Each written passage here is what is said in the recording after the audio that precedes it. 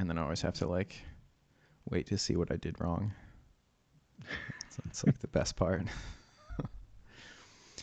All right, it looks like it's working. Yippee skippy. Okay. Let me see if there's any viewers.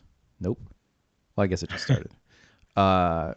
It was always weird though saying hello to like because you see the number 0 and it's just there's something Oh, slightly psychologically different than that than just seeing the number 1 or really any other number other than 0. Uh, oh, okay. Somebody here says hi, guys. nice. But they don't look. Great. They're whatever. So, welcome everybody to episode. I believe this is 6 of Kyle and Friends with my friend Steve. We're Hello.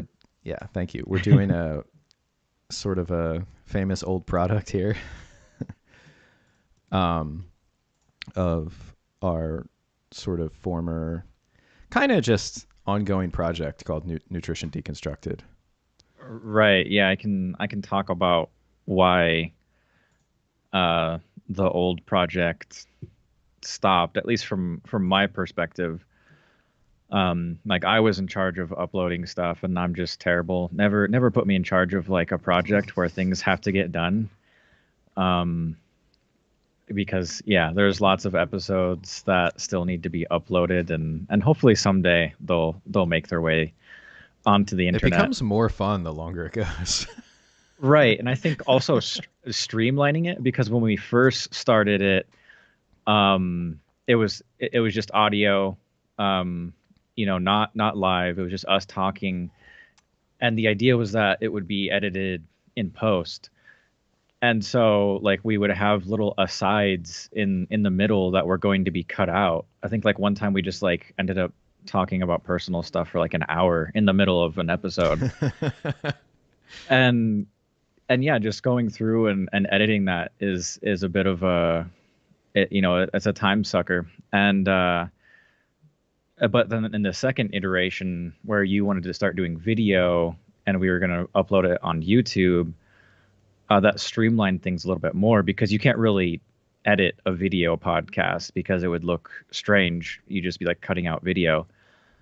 And so that streamlined it, but even that was, too much work for me to keep up with. But I guess you've reached the next level where it's just directly streamed to YouTube and you don't have Yeah. to do anything else. Yeah, there's no ability to do work on it. Yeah, and the other thing too was like the topics, because when we were kind of rebooting it, it was in the beginning of 2020, and after a couple episodes, the specter of COVID was enormous and overshadowing the podcast, and it was kind of like inescapable to talk about anything COVID, and it was just like extremely like political, and there really wasn't a lot of like nutritional content. And I think like both you and I have kind of like put a lot of like the nutrition stuff on the side and been focusing on more like socio-political stuff. We've been using our intellectual energies for that. So that's why I kind of just like let it be. But then you started up your own podcast, which looks like a lot of fun. Yeah, I hope so. We have some people now. Hey, everybody. Nice. Yeah. Is there a chat that I can watch? I don't really want to stream the videos to like nerf the internet connection, but I don't think there's any other way to get to the chat other than to stream the video and just like put it on mute. okay. And unless maybe on the website, because I haven't like clicked around too much to see if it's an option to like close a video window but leave open the live chat. I doubt it though. But there is a live chat and I can see it, and it's just people saying hi. Anyway, Okay. yeah, the thing about Nutrition Deconstructed is we had some like real in the audio versions, we had some real researched episodes in there. Right. Yeah. And that took a lot of work. And that for me that was kind of like um I just yeah, it took a lot of work, uh and then yeah, the video thing was kind of different, and it's such a good name though. Yeah. I found out somebody took the URL because I was Oh, looking really? up. Yeah, I was looking up the old audio, and that still exists. But the old audio podcasts, and you can find them just searching that name. But some woman, she's like young, has the nutrition deconstructed.com, and she's an engineer, possibly an Oh, engineering student. And she got into nutrition because her mom got type 2 diabetes. And so she has like an Instagram page where she does show a recipe and then embed in. Now, I didn't look into it too much, but she embeds in the recipe some type of nutritional study or scientific study, I guess, about like uh-huh. ingredients or something. It's like yeah. There's like this anime show that, like, one of the few anime shows that I watch is like Food Wars or something like that. And I like it because like it's pretty formulaic. And yeah, so there's always like a food battle or whatever every episode. And at the end you always get like some kind of like cooking tip, like cooking with like honey or something like that, because he has to use the honey because he only has like 20 minutes to like cook a roast beef or something like that.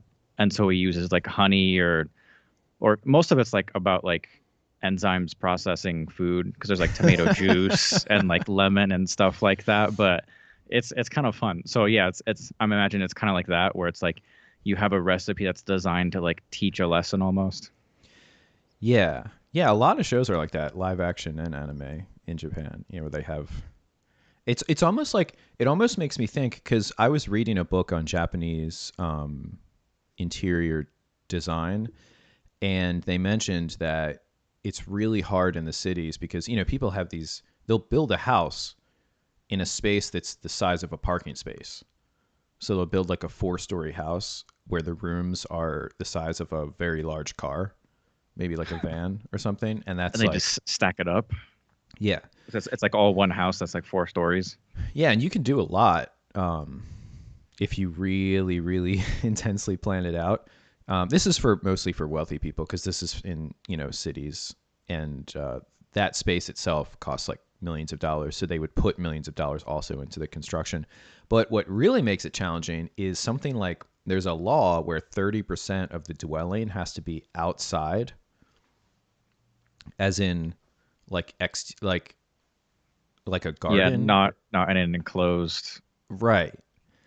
Uh, which is kind of bewildering. But the fact that so many anime and live action Japanese shows have some type of lesson at the end almost makes me think that there's a rule where TV has to be educational, so they just have to. Does that, Oh, you okay. Yeah. not that they I mean, wouldn't do it, yeah, but I enjoy it, you know. oh, I totally enjoy it. I think it's great. I think there should be more rules from the state on the entertainment industry in every country, especially America, to force things like that. Anyway, so I had a couple of pretty fast and loose topics that we could talk about. One of them was a talk from the time when we met at AHS 2016 Ancestral Health Symposium. A talk by Nick Mailer on, what was the title? Chemophobia, appeal to nature, and paleo puritanism. Yeah. So that talk sort of was one of the things that got us to do our original podcast. I think it was a big reason that I did the talk in 2017 because so many people were just like, oh, yeah, sugar causes insulin resistance, and like sugar causes insulin resistance, and that's bad. And then he said it in this way, and he's giving this real skeptical talk, or that's kind of like, that word is pretty beat to death, but Yeah. whatever you would like to call it, where you're not just going along with the crowd. He's giving a talk that's basically designed in around that style and that way of thinking. Yeah, But to like question a lot of the dogma or the unquestioned things in the yeah, paleosphere. questioning. Okay, that's Yeah. actually the best way to put it. And then in the middle of that questioning talk, he just repeatedly refers to, well, we know that chronic insulinemia is bad, and we know that, Right. sugar, carbohydrates, or whatever cause that. So he does it himself basically. But Yeah, yeah, yeah. And he did, to his credit, I think in the very beginning, he said, I'm going to lay out my premises. And I think something like that was one of it. He had like two or three things that he said, like, like this is something that I'm just going to take as given, and, and then launch into this talk where I question other things. But still, I mean, nobody, that's why I wanted to do that talk so much, because nobody really adequately ever showed, probably because it's not true, that there's this direct link from like you consume carbohydrate, whether starches or sugars, and like step 2 blank, step 3 insulin resistance. right. And that was like very striking to me, because and I guess the striking part was not that people believed that, because obviously they believe that given the diet they're following, but that they say it so matter of factly and as if it's so obvious, but nobody ever, they always just say it. It's like the court will take notice, like that this is, this is not on trial. Like before every conversation, they just, okay, let's get our premises out of the way. And that's always there. And I thought that was very strange. And so, of course, in this talk, he doesn't change that thing that everybody was doing. So anyway, what do you, like, quick thoughts about? I mean, do you want to give your overview of what he was saying? Well, I only got through like the first like 10 minutes re-listening to this. But yeah, it was very like inspirational and foundational, because it was basically doing stuff that you and I had a real interest in. We were less interested in like creating another project that just discussed nutrition. We were more interested in talking about the people talking about nutrition, deconstructing like ideology and stuff. Yeah. And in the beginning, he does that. He brings in like Hegel and stuff like that. But actually, when I was going through your recent video, you had like one of your like Kyle's nutritional laws, and it seemed kind of like a redux of this, Mm-hmm. kind of like a more modern version of it from like a different perspective. Because obviously, at the time, this was, I mean, it was a product of its time. It was 2016, and now it's almost 5 years later. So it'd be kind of interesting to see how things have evolved since then. Because yeah, like the alt health sphere, as I like to call it, is like things change, people focus on different things, but it's also kind of hard to to to be fully aware of that stuff, because you also have your own perspective. Because like from my perspective, I see a lot of people getting into like the Augenis von der Planets stuff right now, and Really? lots of people getting on repeat. Yeah, but like I said, that's just like my personal experience. Like to me, paleo seems like a dead diet ideology, just because I don't talk to anybody that really calls themselves paleo. Yeah. Well, there is, the only thing I have seen people that are, I met sort of in the repeat sphere, that have an awful lot of pictures of raw meat in their Instagram. So I guess that means there's kind of a hybrid thing going on there, where people are consuming this. There always was a little bit of a connection where people would bring over the raw milk thing. Right. Yeah, and that was kind of like my segue into it personally, doing like raw meat, because I started doing this, because I've been doing raw meat, or not, I've been doing raw milk and raw eggs for years. And I'd even had like some raw meat, like whenever I'd cook up like some ground beef or something like that. I would just like take a little chunk off and then just eat that. Because I would do that to like I was living with some dogs, and so sometimes I would give it to them, and then so I just tried it myself, and it wasn't a big problem. So it was a reasonably easy jump for me personally. But I think the transition is, so people were doing like paleo and keto, and then around this time, 2016, 2017, you started to see people doing like carnivore stuff.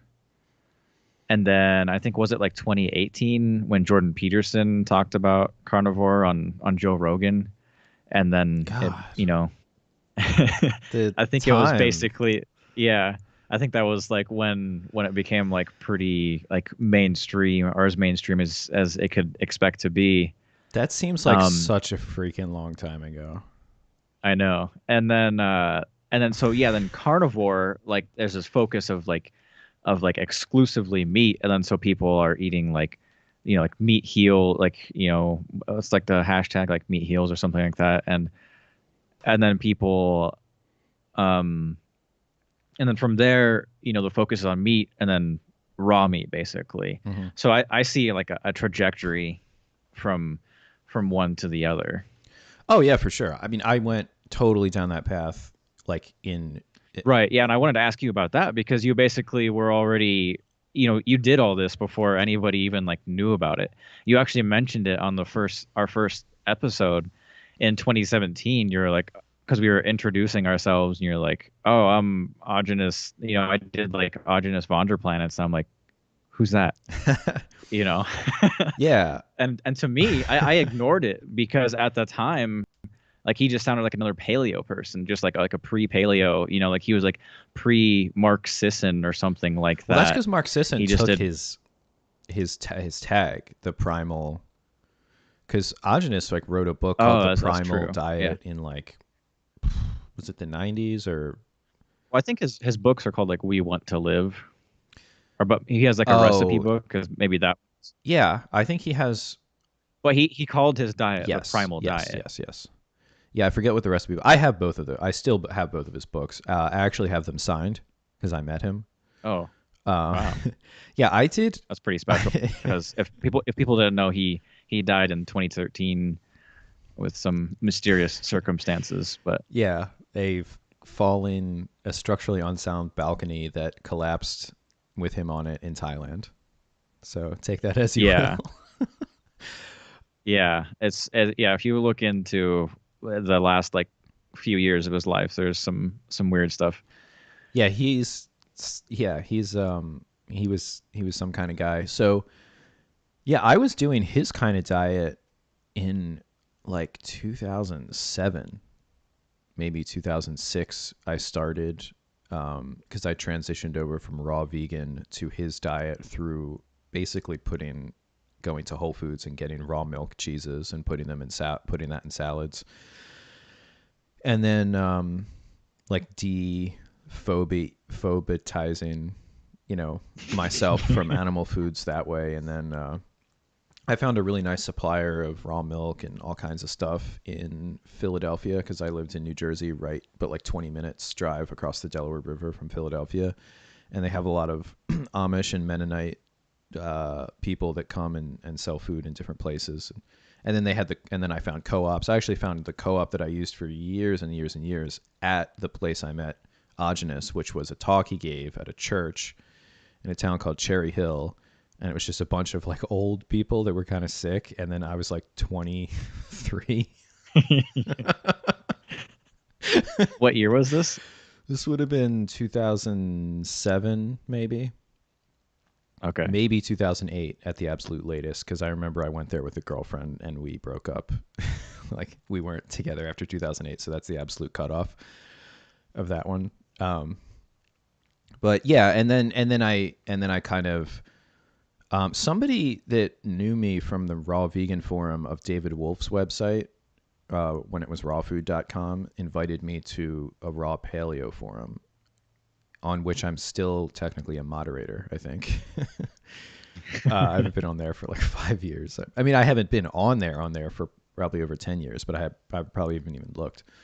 And then I started cutting out dairy and stuff and doing the like raw carnivore. Basically, we just called it raw paleo because it's it's paleo not to eat dairy, if you will. Yeah. So yeah, so I guess the thing is, there's always going to be a new crop of people. Like I first started noticing this with the vegetarian and vegan thing.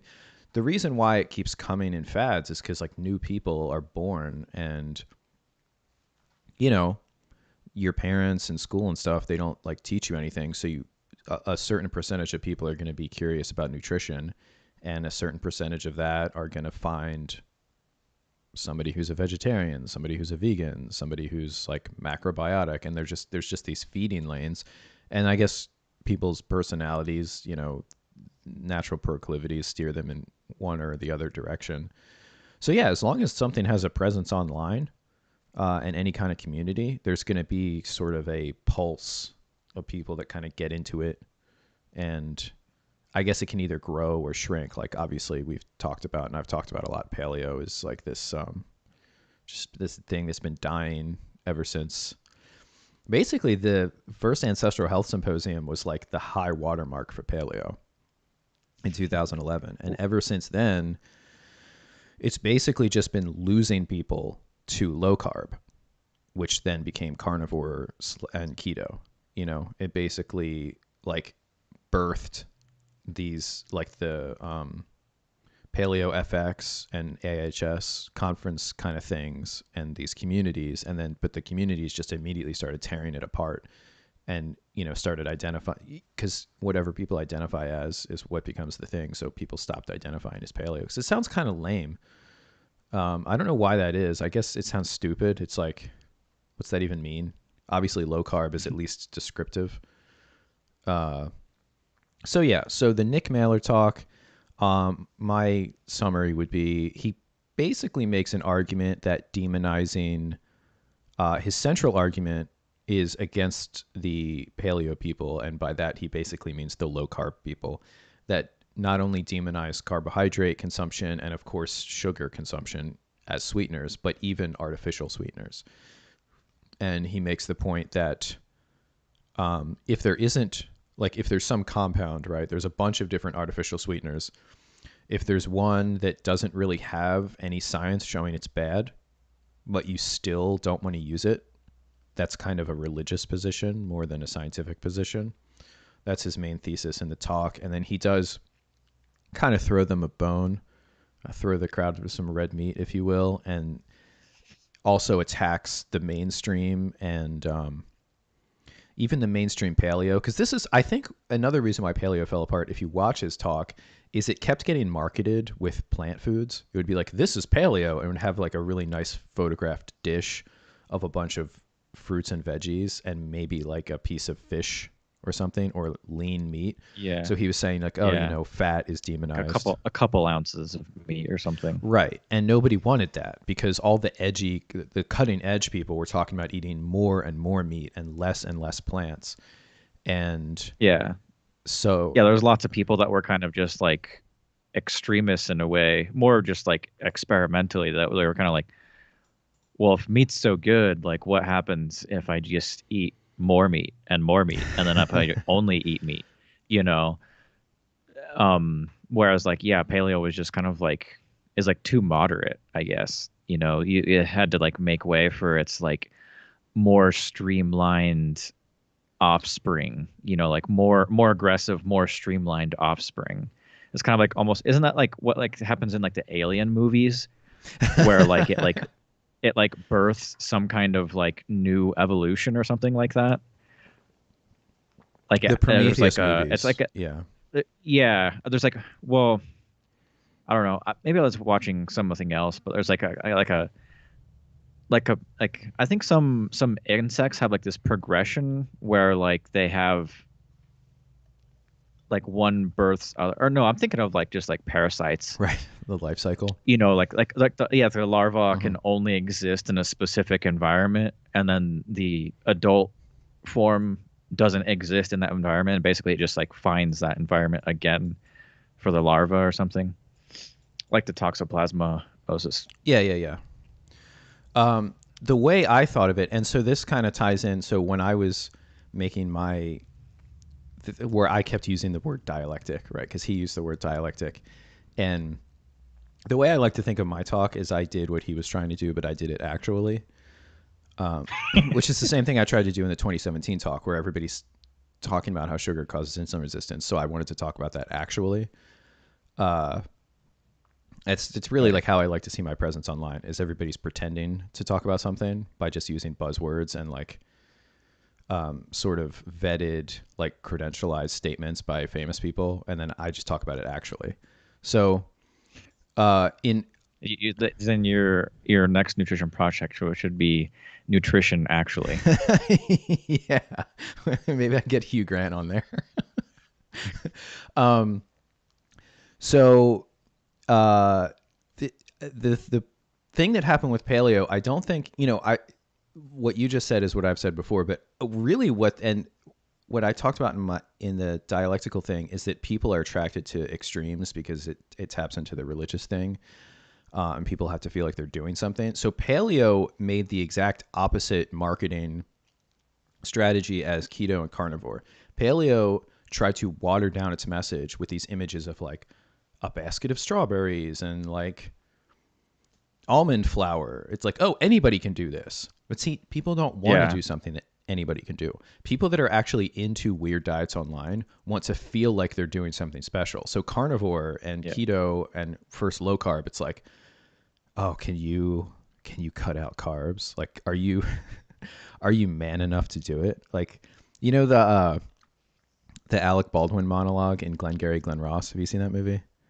When he's like abusing and he's like, these people, like all these salespeople can't sell the real estate lots. He's like, these people on these lists, these lead sheets, they're trying to give you their money. Are you going to take it? Are you man enough to take it? And he's like abusing them. And it's like, that's like, it's like low carb and all these things that they're like negging you because they're like, yeah, you're addicted to sugar and you're addicted to carbs. You probably can't do it. It's not really for you. And people are like, no, come on. Oh, yeah. That's good. I just wanted to add that like another way that paleo kind of like disintegrated and like over moderate, like made their message like too moderate is like after a while they kind of like stopped with the low carb stuff because there are a lot of people having like thyroid issues and adrenal fatigue was like a huge issue. And people were like, yeah, that's because you need, you got to add in some carbs and stuff like that.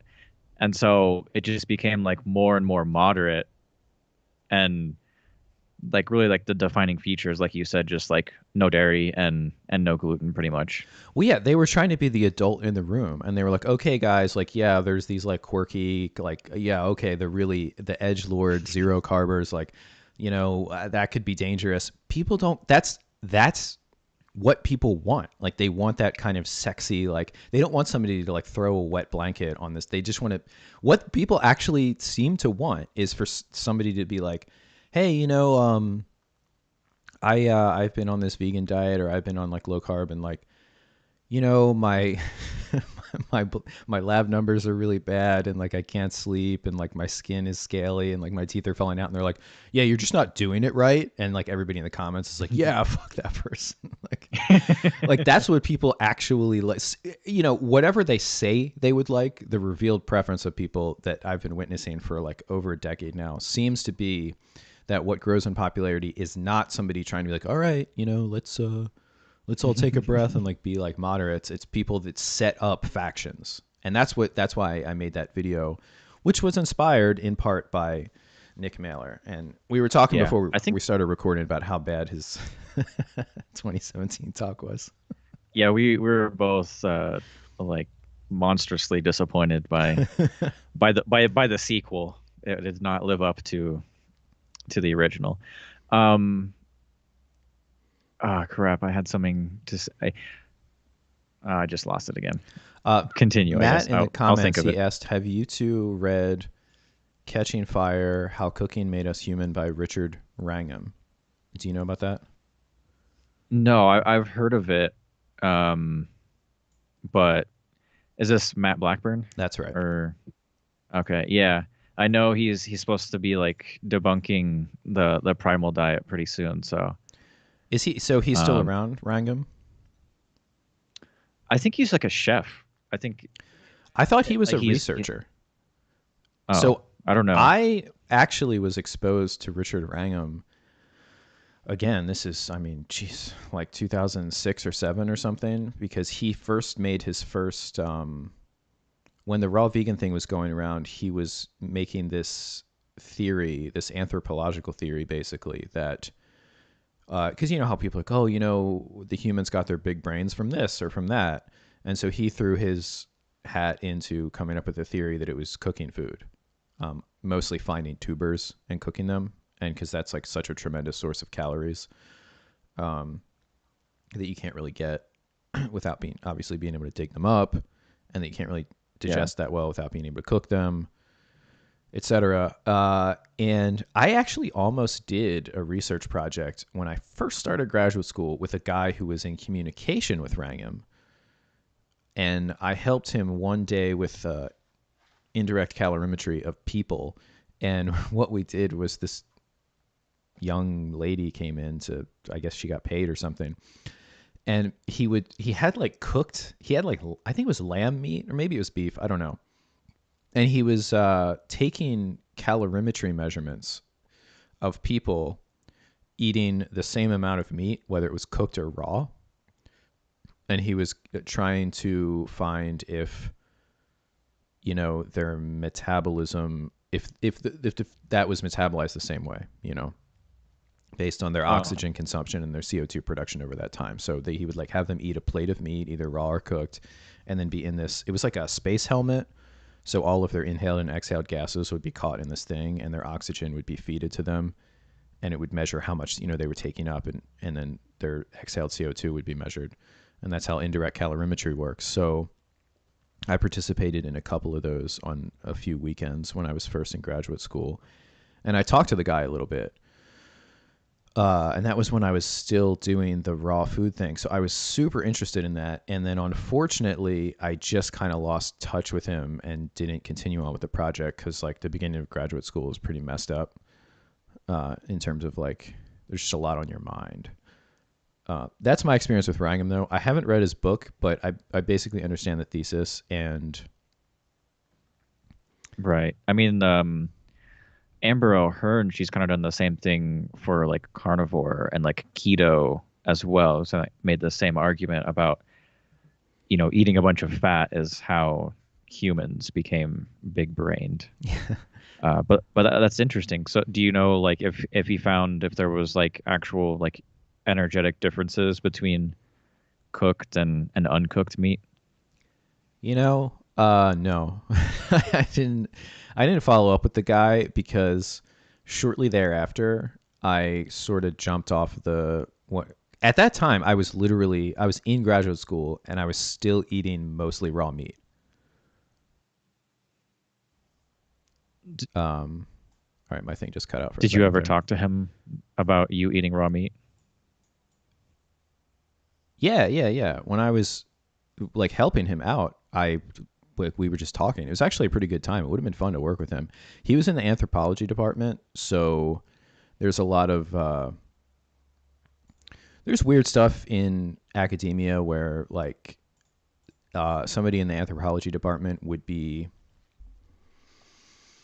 mm, I want to say I'll just say disrespected um, by people that are more like basic scientists in the nutrition department or whatever. So it was just kind of like, and then I got into the Ray Pete thing, and when that happened, I my consciousness just shifted so much that this guy and his experiment, which in retrospect would have been great to have been part of, or at least followed up with, just totally left my mind, and that would have been late 2011 or even early 2012. Yeah, So I think so. One of the things I wanted to say earlier is the people are attracted to extreme diets. And I think part of that is because a lot of these people are new. Either it's their first diet or their second diet. Yeah, exactly. Babby's first diet. Because I mean, I kind of have this thing where I'm like skeptical of people, of like most alleged experts and nutrition gurus until they've kind of like been doing their thing for like 10 years. Because just like going, me personally, like I've had a lot of like evolution of thought, and I even been doing this for 10 years. I'm at like year 7 or year 8. And so just like, reflecting on that, my own experiences, it's like, and like Paul Saladino is like the perfect example of this. Um, like he was like, Mr. Yeah. Carnivore, and like now he's like telling people to like eat honey, and he's just like the PUFAs are the bad thing, and stuff like that. And like I don't know anything about him, other than like, when there's like people like post tweets of like things he says and whatnot. But yeah, a lot of these like carnivores especially, like they come into it, and carnivore is like really great, because you can do a lot of like masculine, um like, yeah, masculine marketing, Marketing. and just like imagery, and moralizing and stuff like that, like are you man enough to like take a cold shower in the morning and then go eat like a 12-ounce steak, um and then fast all Right. day and stuff like that? Are you like worthy of being the like Marcus Aurelius or something like that, like we're using like Roman and like Stoic imagery and Hmm. stuff like that. Um, yeah, and then so like there's like this Instagram account. I think it's like Carnivore Aurelius or something like that or whatnot. Yeah, so you probably see him, Yeah. and so Yeah. now he's like starting to talk about like having, yeah, he's starting to talk about He like having follows like me. carbs Yeah. and stuff like that. Whereas like you could just Yeah. look like a month ago and he would have been like shitting on people eating carbs. Yeah. I have. Yeah. I haven't. People have told me that. Yeah. So the Paul Saladino is. I almost feel like what he's doing is bordering on criminal. Really? Um, not not literally, but so think of it this way. He's a medical doctor. Okay. He's giving people advice for, well, 3 years, at least two, to be essentially 100% carnivore. And then he started having some failing health himself on this diet, and he had to add in carbohydrates. He never once said, "Hey, my previous advice," like, actually, He this just is a like topic I'm gonna transitioned make. without like really like, He just stepped yeah. over it. So if somebody had poor health outcomes from this medical doctor who was giving medical advice, because when I say things, I'll say this is not to be construed as medical advice because I'm not a medical doctor, so I could get in trouble even if I say something that's correct. A medical doctor, the way the Yeah. laws work in America, they're allowed to say do this. They're allowed to just say Well, that. And if you're not a medical doctor, I you're think not. that usually, And he yeah, said that. the catch-all usually is like they have to like actually like do like a one-on-one with you basically. Like they're not supposed to like do advice like over the phone. Like they need to like see like your labs and stuff like that. But Well, yeah, but people will give, like Chris Masterjohn, all the time. He's like, this isn't medical advice. This is just my opinion about how this like nutrient works. Because yeah, it's highly unlikely you'll get in trouble saying eat, some food that you think is good on a podcast or whatever. But the it's not impossible. And essentially, if you're a medical doctor, you can say things like that. Or if you're a registered dietitian, because then you can like practice you can actually tell people from the capacity of giving them official advice, official medical advice about nutrition only, of course, not about drugs or surgery or anything like that. um, so anyway, I mean, it's the same thing. Like if somebody's dying on the side of a street and CPR and you save them but you crack one of their ribs, you could get sued for that if you're not a doctor. yeah, there's like certain levels. I can't remember what they called. I was actually in like an EMT class for a couple of months, and they talked about that. Like Yeah. you're only supposed to do things like up to a level of like expected competence, basically. So Hmm. like, yeah, if you're like some random person and you saw somebody do like a tracheotomy on TV once or something like that, you can't do that. Right. Because I think one of the Yeah, that's coming up in the George Floyd trial. oh, really, um, yeah, because like one of the examples they gave was like this like off-duty like surgeon or whatever. There's like somebody like having like a heart attack, and so he like opened their like I can't remember, but basically he like got in like under their rib cage so that way he could like manually like squeeze their heart or something like that. And I can't remember like exactly like what the legal proceedings are, but because he was like a doctor, like he was probably okay doing that because he has a lot more expertise in the area, being like an Hmm. actual like surgeon. Because probably Yeah. even like a general practice doctor, you probably wouldn't even really be qualified to do that because you don't do surgery. Yeah, it would certainly be an open question that could be brought. A case could be brought. I mean, who knows what, anything can happen. But um, so what I'm getting at though is just on an ethical level, and like this guy gives all this advice, and he's basically saying not to do it anymore. And he never said sorry, or he never said like I was wrong. He just kind of said, now we're doing this. And actually, Mark Sisson did the same thing on the Joe Rogan. There was a Right. clip Did you going send me around that? I where think that he's was, like, yeah, or you posted it yeah, on your Instagram maybe. yeah. Well, I got it from Leo, I think. Yeah, Leo Oh yeah, Wick, no, and then I yeah, I posted it. saw it in his. Okay, yeah.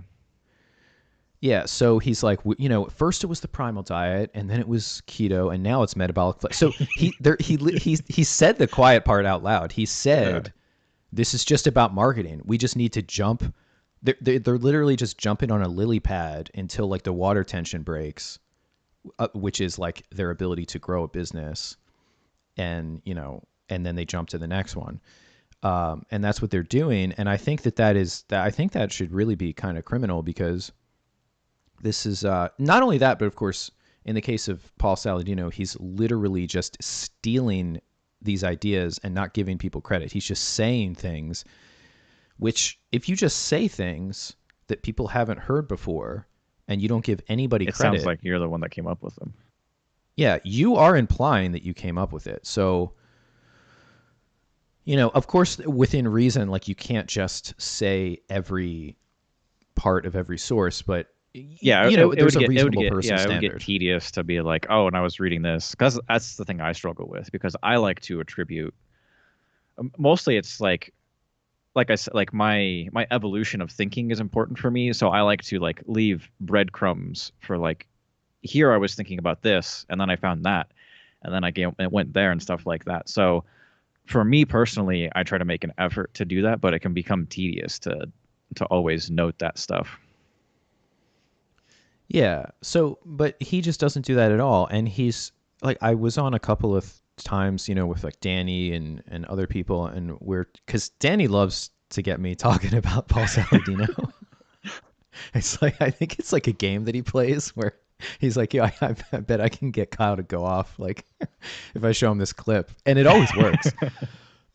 Um, but I predicted that he would start talking about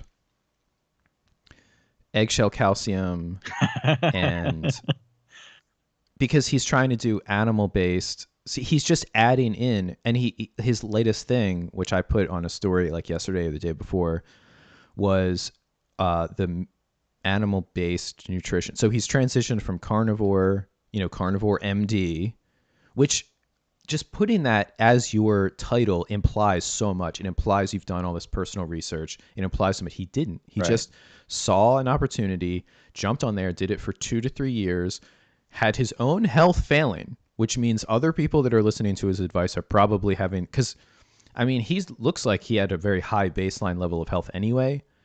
Not to mention he had the resources to have the best quality of that diet, Yeah. and to like be out in the sun and all. I mean, when you're a doctor, you have a lot of like, Flexibility. that's just, yeah, it's an elite position in society. So, um, and now he's just changing his marketing and adding in, honey, because that's from animals, and so it's different. It's not actually sugar. Somebody told me that he said that, because it had nitric oxide in it, so it's not actually sugar, or it doesn't get metabolized like Okay. sugar. I mean, yeah, Nick Miller, he talks about that. Like that's one of his things. The appeal to nature stuff is that, like you can, like where does sugar come from? Like the refined sugar that everybody is so afraid of. Like it comes from cane, like the plant, the cane plant, or sugar beets, which is a natural thing. Right. But it magically becomes a processed food, and then now it's bad. But if you have like honey or something like that, or fruit, those are good. Those are natural. Right. Right, and some people actually use like you can buy fructose, you can buy like fruit sugar, you can buy all kinds of different, like I think there's coconut sugar products Yeah. out there, and I know there's a coconut, they're like coconut They amino like acids or make something. like It's like a soy coconut sauce. everything. I'm like, how many parts of Yeah. coconut are there that they're like manufacturing all of these things? It's like milk, honestly. Like if you think of like all the milk products that we create, you have like Mhm. cream and cheese and buttermilk and stuff like that. All these milk products that we create from milk, and they're like doing that with coconut. Yeah, it's pretty amazing because when I think of the islands where coconuts come from, I imagine like a sparse, like, oh, there's a coconut tree there, and then there's one there. But like to have all the, I mean, I actually can't imagine the There's gotta Yeah, there's gotta be like industrial. these farms where it's just like rows of like coconut trees. I mean, that's what like Yeah. almond farming is like basically. Like apparently like probably like some ridiculous percentage of like the bees in America are just like trucked around to like fertilize almond trees. It's not probably, yeah, if you're environmentally concerned, you probably shouldn't be eating almond products. Yeah, really. There's definitely not letting them be themselves. Okay, um, so yeah, we kind of just jumping around with a lot of stuff because the Nick Mailer talk. It's kind of interesting. Like I don't know how many people watched it, but it's funny to go back and talk about things as like even if people weren't aware of them, they were sort of markers in time for like online discourse about nutrition. But the one thing I really liked, although it's kind of corny, because it was towards the end, he brought up something called the verificationist. It's either I think it's verificationist creed. Okay. Uh, and it's kind of like an I fucking love science thing, but I think I remember this. nonetheless, yeah, it's kind of valid, and it's like the meaning of your statement is the method of its verification in science. So if you say like, cholesterol causes heart disease, that really doesn't mean anything unless you can point to the source of that evidence, like whether it's this group of people that consume cholesterol get heart disease and these don't, or the a more basic science thing like this is how heart disease is created on a molecular level, and this, you know what I mean, like the kind of this is how it happens kind of thing. And that's a pretty good concept, and it's what I've been using. So I've been getting in lots of arguments with evidence based. See, I hate that Yeah. term because that actually doesn't mean it's based on evidence. What that means is it's based on certain types of evidence. Like, for example, evidence based medicine is based on It's almost like there's a very like trial there's and a very error. specific definition, I think. Like it's basically it's like a random controlled trials, the RCTs, like Yes, that's the only thing that applies, basically. right. So if a bunch of, and by the way, that's not like the worst way to go or whatever. Like, if there's, for example, like with a, I don't even think I should say it, but like if there's a new virus that shows up, and You're gonna get shadow doctors are banned for just, sure. well, I'm sure I already am, but there's a new type of virus that sits on a crown, and doctors are just trying things, and they find that a vitamin, treating with intravenously with some vitamin, like just decreases the mortality by ridiculous amount, and then other doctors do it, and they have no idea why that happens, like no idea at all. That would be called evidence-based medicine, because they would say, okay, this is just, whereas the like sort of allopathy is based on understanding, like, okay, this vitamin is, and then having some type of like biochemistry to explain why that's happening. Before that could sort of become like a standard practice. Yeah. Like, of course, doctors can do whatever they want within reason. They can take something that, trial and error, but to actually have it as like, this is the standard of care for this disease. I mean, that's becoming less common, them just like using their own intuition and research, because now it's like, that's what they're trying to move things towards, is it's all just standard of care. So doctors are basically just like prescription robots. It's like you just like open up this manual and it's like, okay, if this person has these conditions, they should get this prescription or something like that. That's like basically what a doctor is now. Exactly. Yeah, and all the incentives are, because they can get in trouble actually if they don't. Yeah, exactly. Because now it's a standard of care, and the insurance companies are basically like the wedge that they've created this with, because now the doctor won't get insurance money because they're not doing things according to like how the insurance wants it done. And so that's how everybody gets paid in like the medical industry now, is through insurance. And so basically they just like dictate everything. Right. So having said that, there's this evidence-based thing with nutrition, and it's new, I guess, the hip new thing, because all of a sudden, these just total like hack copycat marketing based losers like Paul Saladino are all of a sudden about PUFA as like their thing. So it's hit the mainstream, it's hit like the retard segment. And so of course there's going to be a backlash, and the backlash is evidence-based. Yeah. And actually, our windows keep changing sizes. Sorry, I'm like having real-time autism.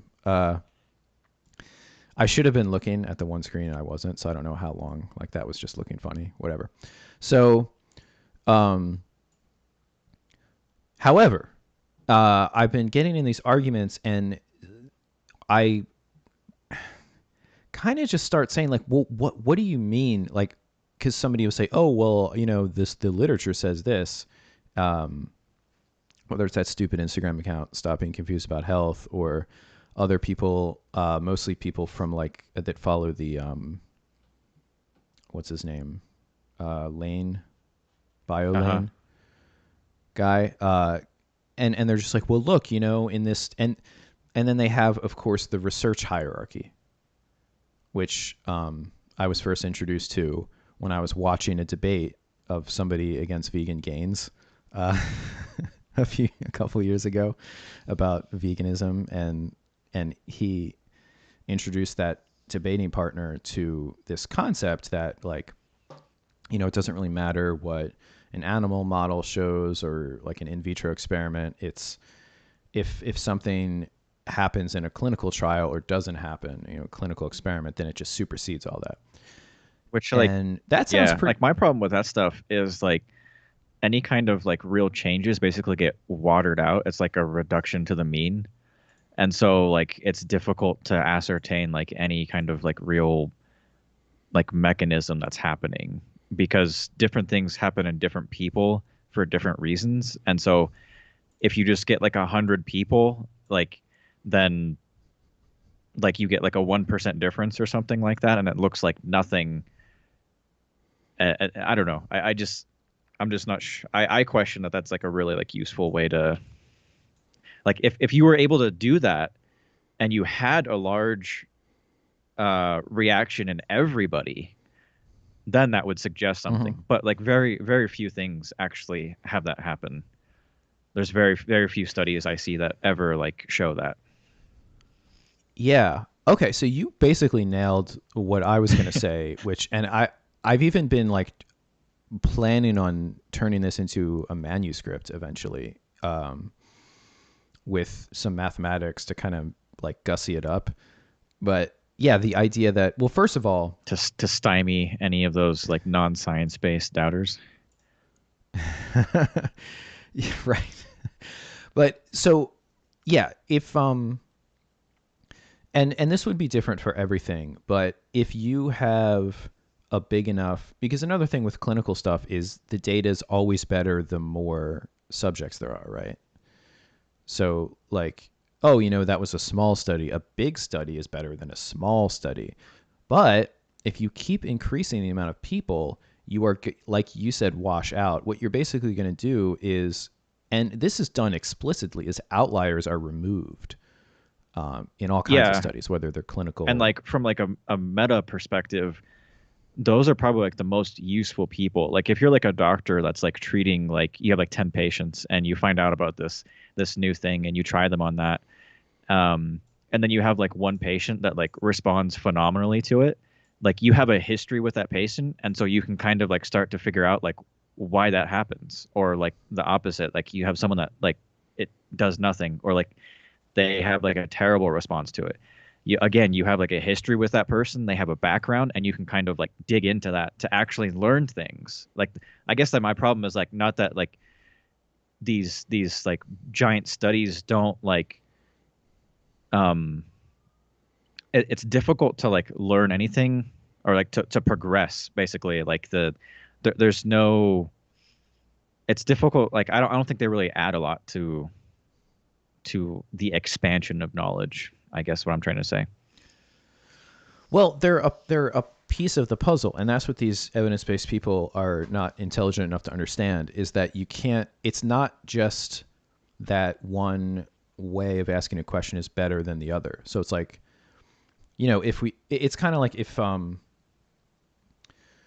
there's a lot of things in life where if you have the best tool, then you just don't need the other tools. Like if you have, I don't know, I can't think of an Yeah, I example, think we but understand. I mean, to say like grades of gasoline, like if you have like a higher octane grade of gasoline, there's no benefit to like having a lower one. It doesn't like help the car run any better. But when it comes to That'd be like something that's science, linear, and then we're talking about science, which is like non-linear, basically. right? And because there's like limits to the way this stuff can be done that maybe are natural, like maybe they will never be surpassed, but at the very least they're very present for us right now in the way that science is done, with like the technological limitations and just the limitations of human intellect. So and one of the examples that I give is like a clinical trial of like, I don't know, a month, 2 months, 3 months. That doesn't just supersede some kind of basic science, whether it's like an animal thing or like with cholesterol. And if you can show in a petri dish that macrophages turn into foam cells with oxidized LDL from PUFA or something, that's how it works. And if you have some clinical trial where you feed people PUFA for a month and they don't have more uh, foam cells, you know, that doesn't like that's not how that works, because some things are chronic, not everything's acute. So and you basically can't do clinical studies for, especially not with nutrition. I mean, when they really want to get something on the market, like say like estrogen trials or something for postmenopausal women, there's things that are, go for 10 years, and it'll take a cohort of women that are like just about to go through menopause, or like 2 years, some kind of window, and then put, half of them on estrogen replacement and the other half not, and then follow them for 10 years. Yeah, I mean, By the way, every time that study's been done, they had to stop it before the 10 years were over because the cancer is too high in the estrogen yeah, group. There has never been a completed estrogen replacement study for postmenopausal women, yeah, because they always hit their yeah, either ovarian or uterine cancer tolerance, upper yeah, and tolerance. that has to be ended. Um, Yeah. yeah, that's why like I'm kind of hesitant to recommend, or I wouldn't say hesitant, but um, I try to not like recommend things unless I've basically used them for a full year, because I just think like even just like the different seasons have different, like there are different things, especially for me, like working outdoors, like I respond differently to a lot of things. Like sometimes like I like during the winter and stuff like that, I like to like leave my milk out and eggs and stuff like that to warm up to like room temperature, just because it's cold out, and having, having like cold food, I don't respond to it as well. But like in the summer, sometimes I really want like cold things. And so that's just something I thought about, because the last podcast we had, I was talking about like heating up food and all the great things from that. And then like probably like less than a month later, we had like a heat wave here, and like all I wanted to do was just like eat like cold watermelon and drink like cold. That's the other thing too, is like soda. Like, because like during the winter, I don't really have like a craving for soda or like a carbonation. The carbonation is what I really like. But in the winter, or I mean, in the summer, like I need to have a carbonated drink. That's the only thing that really like satisfies my thirst. I can't just like, yeah, I just can't Really? drink water. Like water will not do it. I almost like it almost like feels drier. Damn, that's totally opposite for me. Carbonation, like it's nice and everything, but it never quenches my thirst. Really? Like what's the Yeah, most like quenching liquid for you? just water, just like not too cold. If it's too cold, it kind of, you know, I mean, if you try to drink it really fast and it's too cold, so just like a little bit cooler than room temperature, just so that it doesn't feel warm. It feels just slightly cool, but not cold. Like what the first time I went to, I mean, not the first time, but whatever. Sometime I was in Europe, and there's some countries where it's like Japan. They just don't drink water the way Americans do. Yeah, in Uh, America, you go to a restaurant, you sit down, and they come out with a giant glass of ice cold water. And right. in Europe, you have to ask for it, and Mhm. you're probably gonna have to pay for it too. Otherwise, they might give you like tap water, like from the faucet, all like lukewarm. Yeah. That'll be free. But if you want, like, they'll serve like carbonate, like sparkling water, as they call it in Europe. Um, That's what I mean. Yeah, they'll serve mineral water or yeah, sparkling. And because one time I was like out and it was summer and I was like so thirsty. I was so thirsty, and I went up to some vendor selling like food and beverages and stuff. And I was like, oh man, I need a bottle of water. And I had practiced. I think it was Sweden, and I was really proud of myself because I knew how to ask. I would play a game where I would try to learn the to ask for something I wanted and to like delude myself into thinking that I sounded like a native. Like, do you think they knew? So I asked. So I bought a bottle of water. I bought a bottle of water with no issue, and I cracked it open and just like, oh, I'm gonna drink this. It's gonna be so good. And oh, the carbonation, like it just felt it was such a was letdown. it And I drank warm? the whole thing and felt was it? It might have been cold. I forget whether it was warm or cold, but it was the carbonation. It's like because carbonated beverages make it feel like they're evaporating in your mouth. It doesn't feel like you're swallowing them, or not all of it. Like some of the liquid, because some of the volume is literally gas that's like bubbling around. I don't know. It just didn't work for me. But So yeah, I cannot quench my thirst with all right, carbonated beverages at yeah. But I all. think so. We're moving to like a broader point, which is that you need to account for like time in order to like make your pronouncements for like what is healthy and what is not. And a lot of people in the alt health world, and especially like with these studies, I mean like people when they're writing their studies, they're never gonna like come out and say something. um but the studies are short, and yeah, a lot of these like gurus and stuff like that, they've been like doing their thing for like um a year or something like that, and then they come out with some like cookbook telling you how to like do this amazing diet that they figured out. And I think a lot of things that people like recommend, they try something out, they have a lot of success with it, and then they go out and tell everybody, and then like a lot of like that initial like a lot of the things that were happening for them initially like go away. Like that happens to me a lot Mm-hmm. too. Like if I have like a supplement, maybe like the first couple of times I use it, it has like a really amazing effect, and so you're like, oh, this is amazing.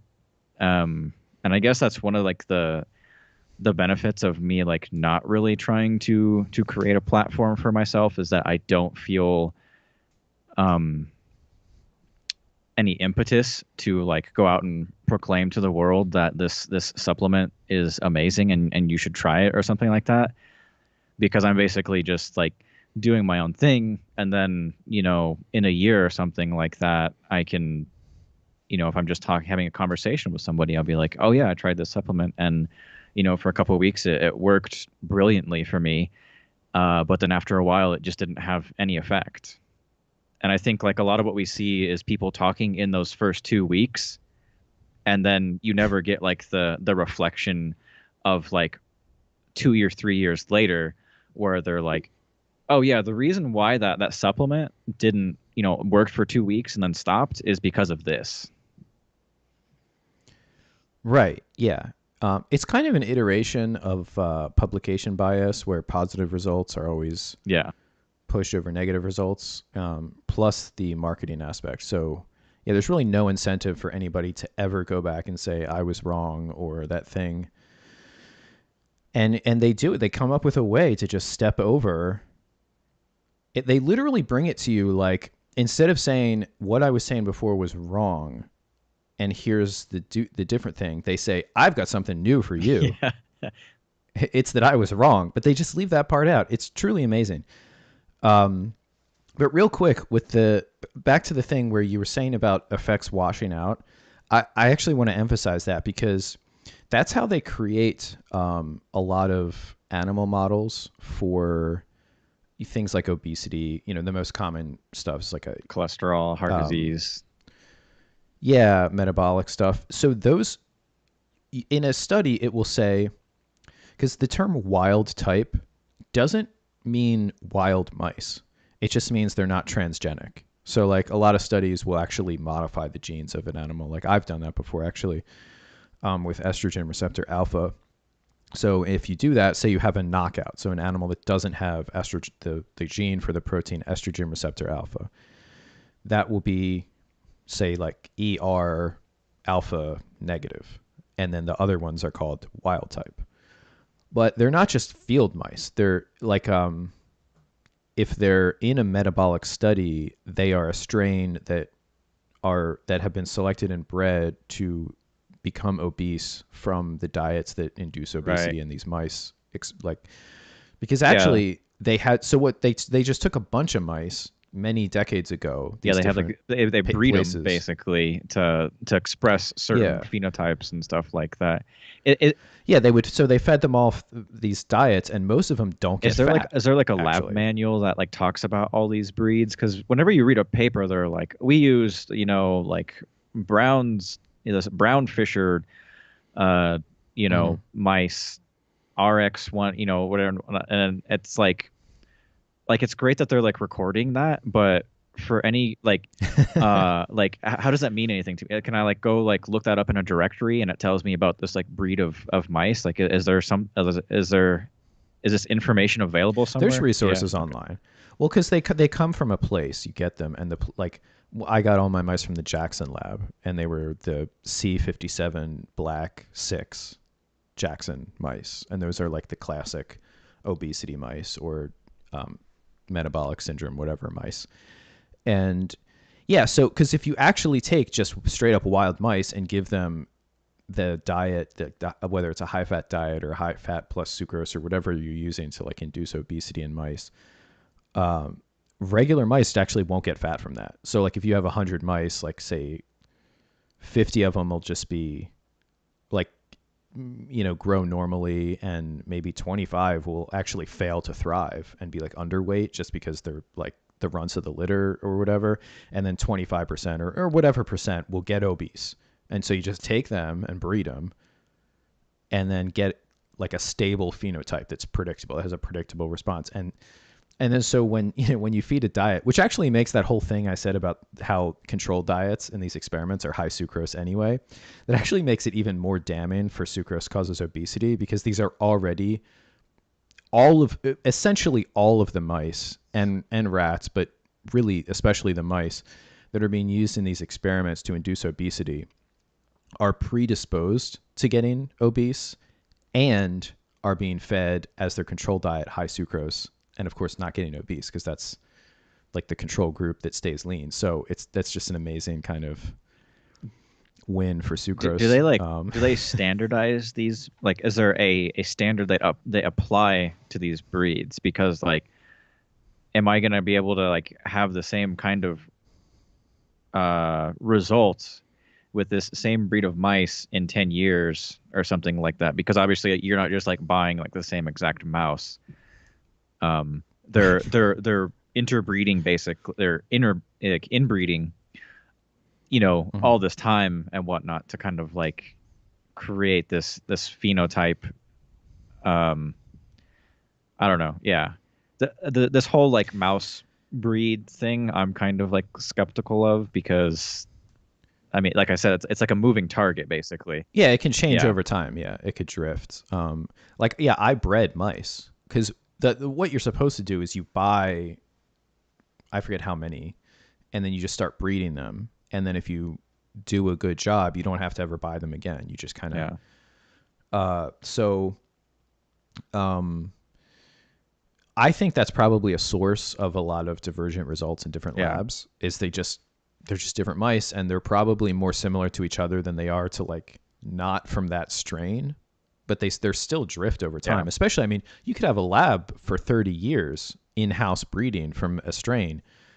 That's a lot of generations for mice, 30 years. Yeah. So, but yeah, it's kind of, and there's also something you have to do if you do a transgenic mouse. You get it delivered like it's really funny. Like, oh, this one doesn't produce testosterone or something. And if it's something where they can't breed, it gets really tricky, because then you can only breed mice that have one allele and aren't, that are heterozygotic instead of homozygotic. Is it like breeding mules, basically? Yeah. But the thing is, you have to back breed that genetic mutation into your strain. So you have to take, because the mouse that you got is not, say you get like Jackson C57, the obesity mice that I used, and then you get an estrogen receptor alpha knockout mouse. That's not from that C57 strain. That's from like whatever the heck the lab that does the transgenics use. So you can't actually compare that to your wild type, because it's not just a transgenic, but it's also from a completely different strain. So you have to breed that transgenic into your strain for like 10 not 10. It usually says it in the papers. It's like we bred them for like 6 generations and just kept the ones that had the genetic mutation. And then over time it washes out, because you breed one with your strain, and then you breed those offspring with your strain, and then you just keep the ones with the transgenic and get rid of the other ones. So eventually you have the genetic mutation more or less in the overall genetic milieu of your strain. Yeah. It's like, and obviously there's a lot of things that could go wrong there. I mean, it's just, and so, this is just one aspect of animal-based science, and then clinical science obviously has its own challenges. So these people that talk about the literature, I mean, I'm just going to keep saying it. They're so stupid. They're so uneducated. Like, they can't say these things like, oh, interleukin-6 went up, and it's like, well, what was the assay? And it's like, if they can't even go that far, it's just like,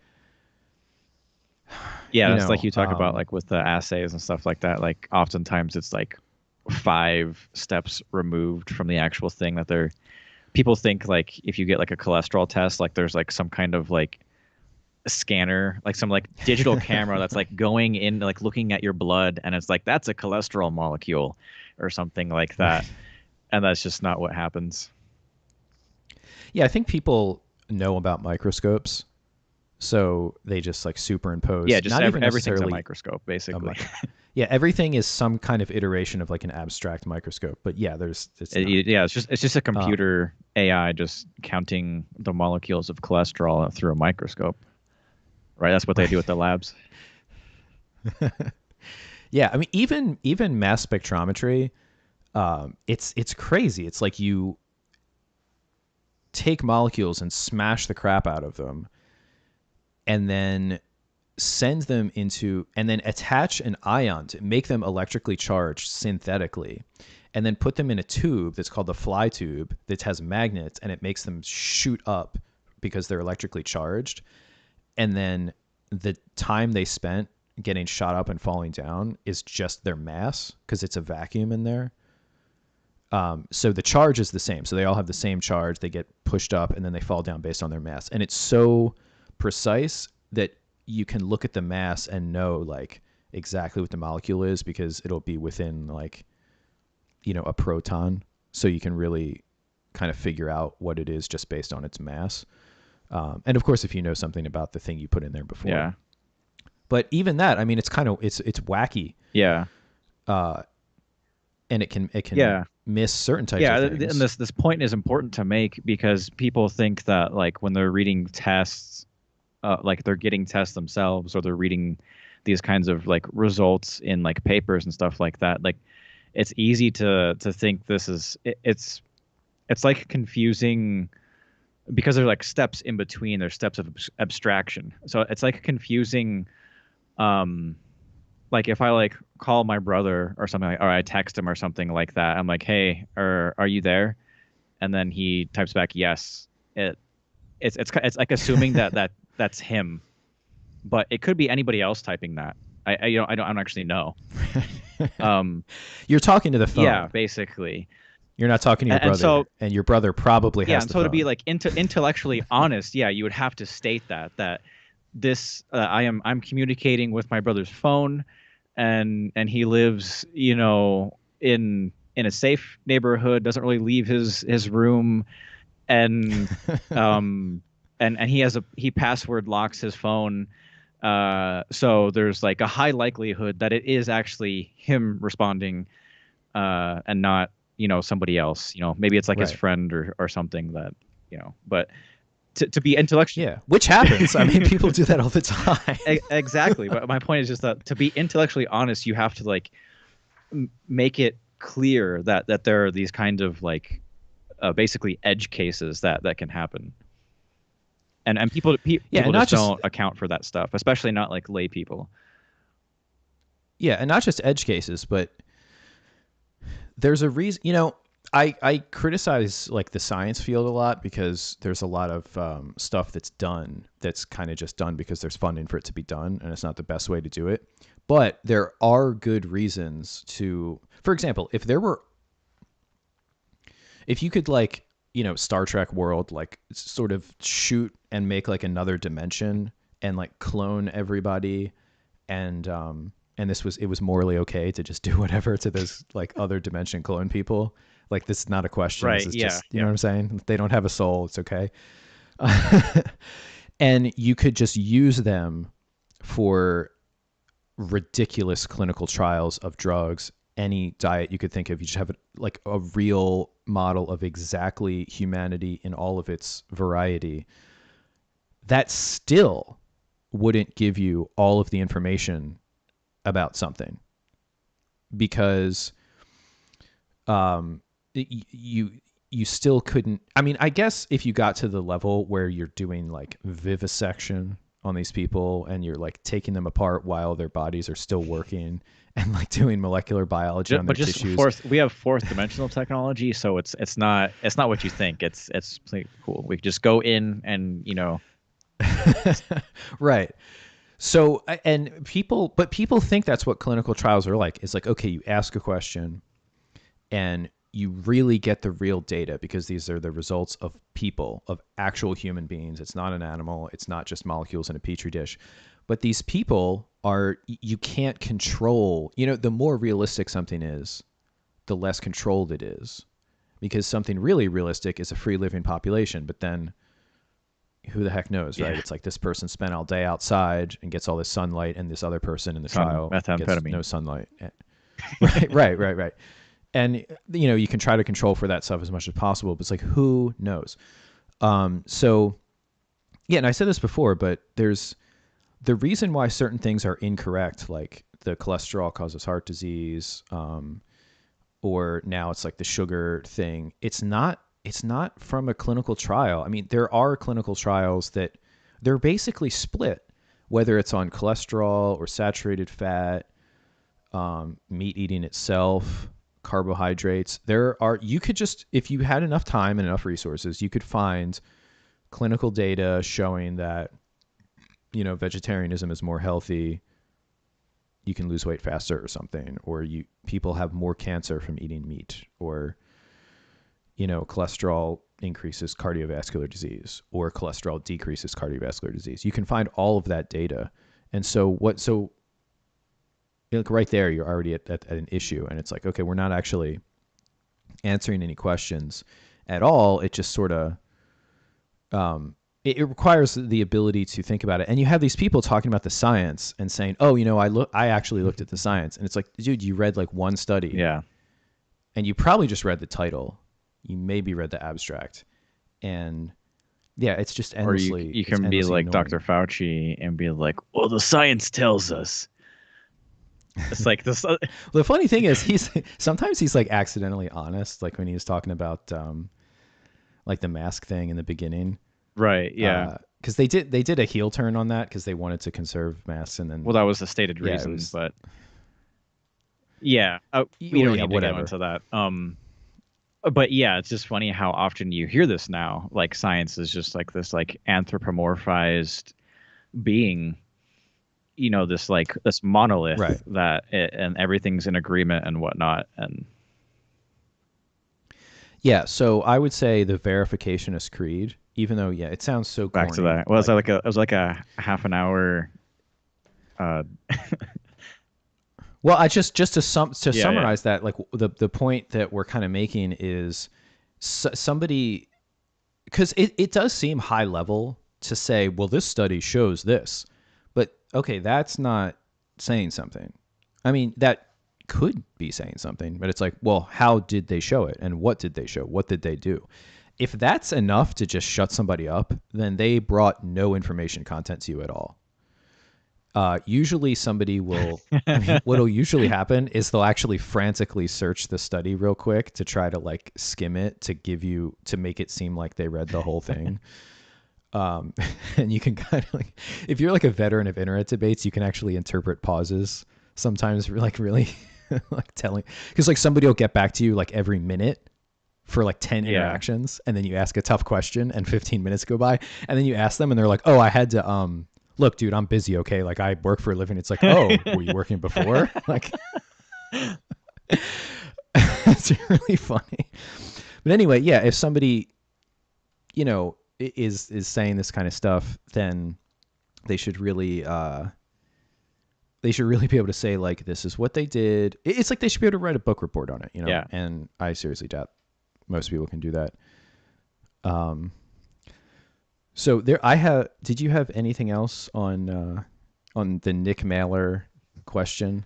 Well, there were two questions that came up in my head that I wanted to ask you. And one was like, while we were talking about the primal diet, I wanted to know why you stopped, or like when you're like, why you stopped, or if you keep doing it. As far as I know, you don't, it's not like a huge thing for you. You're pretty, like non-extremist in like how you practice your diet. And the other thing is, because you brought up like PUFA before, and like I don't know if you remember that, like the Denise Minger like low fat diet. We talked about this on one of our episodes, and there was like this study that showed that people, on the low fat diet, but eating like high PUFA, like the like high like fish food population, actually did the best. Do you remember that? I don't remember that specifically. I remember her talking about, because her point in that like blog post is that isn't it? It's like kind of 10% or so of calories from fat, keeping it below that, and that's when Yeah, you like get the big the takeaway, I therapeutic think it was like effects. 15% maybe, where it's like, yeah, you wanna, but anywhere like in between where you have like basically like a 30-30-30, then that's problematic. But if you do like 15% fat or less, or you do 15% carbs or less, both of those are winners. That was like the main takeaway. But there was this really odd study in there that, you know, much to like our like, I don't think anybody really can explain it. At the time we didn't have an explanation for it. And I was wondering if, you know, in that time you may have like thought of something. My idea was that I think that because they were on a low fat diet and this PUFA was basically being metabolized immediately, so it wasn't having any deleterious effects biologically. That's my idea. Yeah. Do you remember um, if that was a study, if that was, it was that a case study looking at a population, or was that a I study think it like was was? like a more like clinical study because it was like from like 1920, 1912 or something like that. Like all the stuff she talks Okay. about, you know, is from like the first half of the century. Yeah. So when people, because there's a lot of stuff with PUFA and with good outcomes, and yeah, I see this is something that we're always going to have to deal with because there's insufficient and sometimes not at all emphasis on PUFA being a more of a long term Danger. like Yeah. danger. Yeah, like you're not. Again, I mean, some people claim, like people that I talk to, they'll say, I'll eat a lot of PUFA and I'll feel crappy that meal, that day. That's never really happened to me.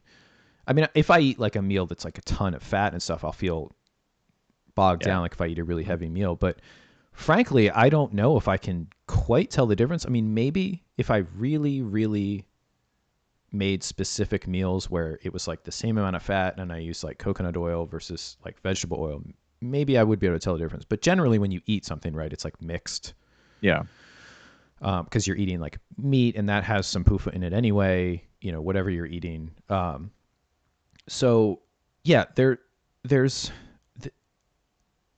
there's a lot of things going on in the short and long term, but and this is something that I've been collecting some references for a talk I'm going to give. I think is it April yet? Yeah. It's April. It's April Like 1st. I thought you were maybe gonna pull a prank on me. Be like, haha, there's no podcast episode. Joke's on you. April Fools. yeah, that would have been good. I guess the April Fools was like it just started late, so everybody got punked. Um, but yeah, later this month I'm gonna be on the Strong Sisters Okay. Yeah. YouTube channel, and I don't know how like autistic they're gonna let me get. So I'm just gonna go Full until they autism. tell me to stop. Yeah, because I'm kind of really fired up about this concept, and I even contacted an old professor I had again back in graduate school, who was on my committee, and because she told me one day she was I didn't go to a seminar. And she had gone and she was like, "Hey Kyle, you know, the seminar made me think of you." She was actually I put her on my committee and she like sort of held up my dissertation because she like wanted all these edits and stuff because she's actually like pro Bufa. Um, and I just wanted to like whatever. It was kind of like a funny like challenge thing like that I picked her. But I guess we're friends now. And she told me that a visiting, so Rutgers every week would have these seminars in different departments, like the nutrition department, and they would have somebody from another university or something, and they would like fly these people out. I don't know how they afford this, but to give us a talk about their research. And the one person that she said made her think of me, was somebody who studied the integration of fatty acids into mitochondria. And he was specifically studying cardiomyocytes, so the mitochondria in heart muscle cells.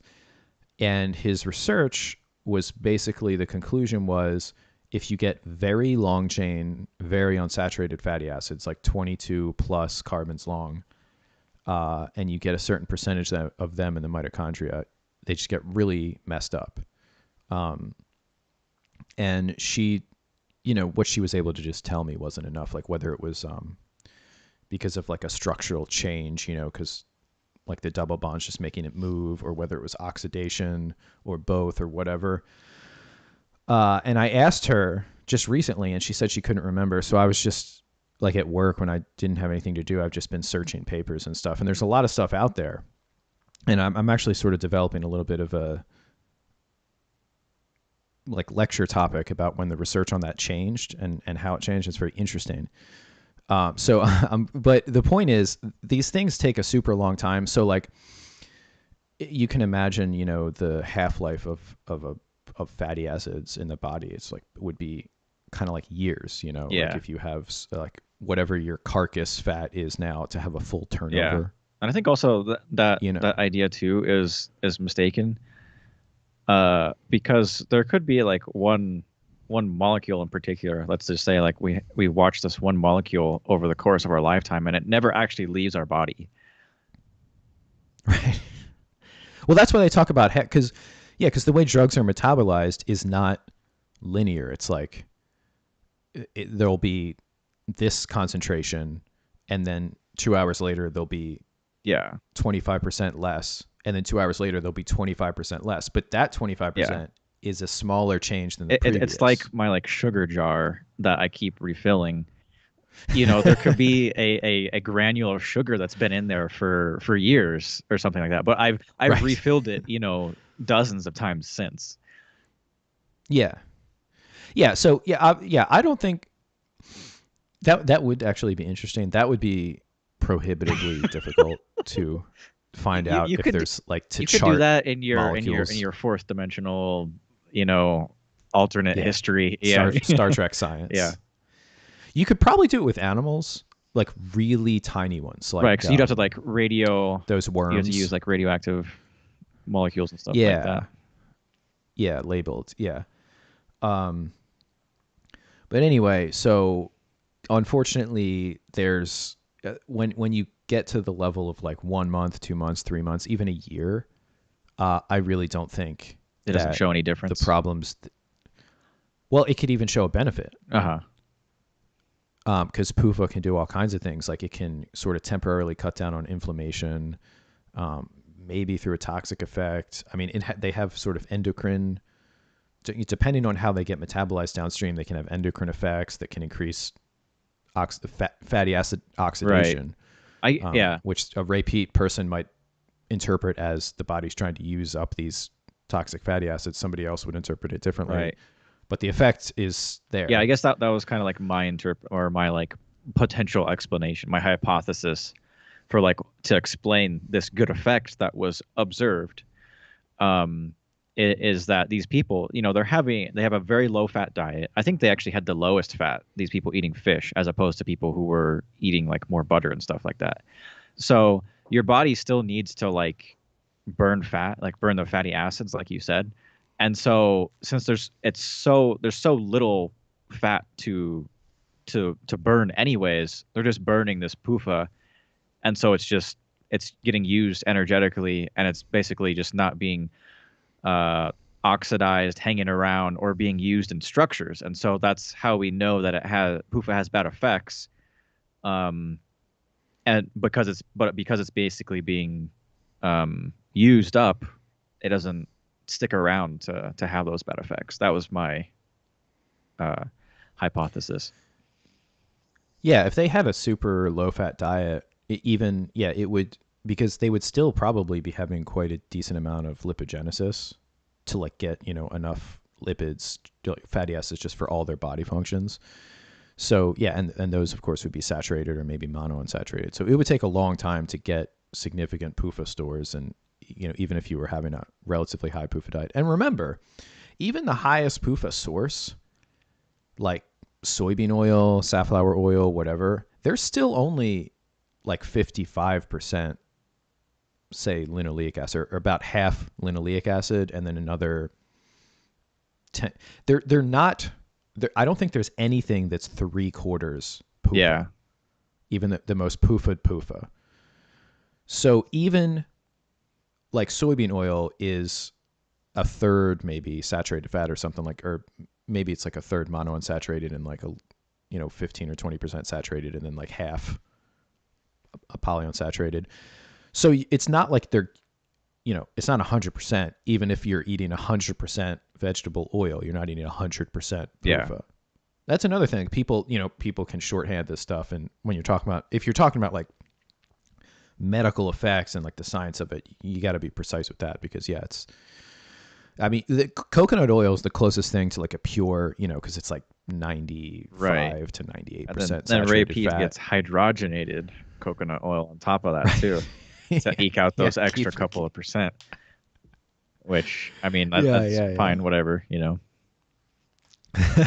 I actually like the hydrogenated thing because that really triggers people. Right, because that was a big thing, because you hydrogenated these seed oils to make them basically perform like to butter, but to make them stable, and so that became like trans fats. So like now everybody's like, hydrogenated, that's an evil word, don't use that. Right.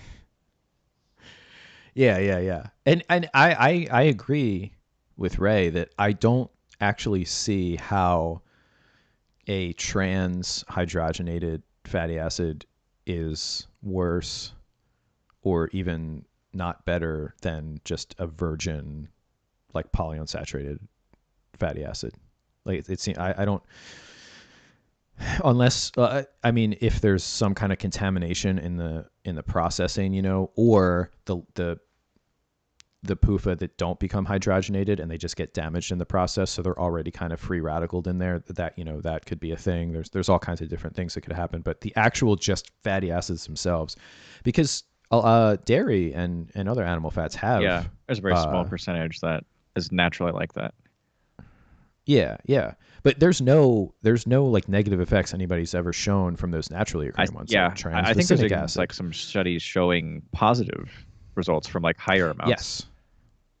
Yeah. So it seems like the fatty acids themselves, unless there's just something special about this size fatty acid that got artificially hydrogenated versus this other one that's the one that's more occurring in like, natural dairy or whatever, that I guess that's possible, but it just seems more likely that it's an effect of just using shitty seed oils and like a lot of processing, and they just kind of stuck that label on there and somebody threw that under the bus. Probably like another like confounding factor with the seed oils is like the level of like processing that has to be employed to get a decent amount of seed oil, because I mean, like, they weren't even like economically viable more than like 100 years ago, and that was because of like new chemical processes. And so like that's something to account for when we talk about like why seed oils are bad. That's where I'm kind of paleo. Like, I think that's real evidence. I think that's a good, if you have something that is so, that requires so much to become like food. Yeah. And it's just because like, you look at an olive and it's just like, you can like squeeze it in your hand and it gets a little oily, but it's like, if you look at corn, it's like, really, you get like oil from that? It's like, that's sus. Oh, and your first question, I stopped doing, so all the reasons I changed every diet I've ever been on have just been because I found something new that excited me, and I was just on the quest, like an orthorexic quest for the perfect human diet. And at some point during graduate school, I just lost that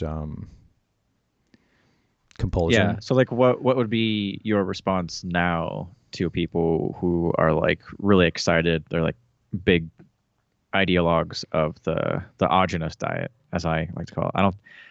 I think it's inappropriate to call it primal diet, because it's 100% like based around what autogenous said, and there's been like no like elaboration upon what he did. Like literally, like, especially now that he's dead, like there's no new ground, basically. It's just like, this is like the book of autogenous, and we must go up. It says this here in verse 12, and so that's what we must follow and whatnot. So I I don't call these people like primal people. I call them like autogenous people. It's the autogenous diet because, yeah, as far as I know, like I've never seen anybody like quote any other like significant. There's no like he didn't like deign Yeah. some kind of like successor. There's no like successor. Whereas like at Right. least like with Ray Pete, like yeah, we call them like Ray Pete people, but ironically, we could actually call like there is like a term I like to use like bioenergetic because there is like a community of thinkers that are taking his ideas and expanding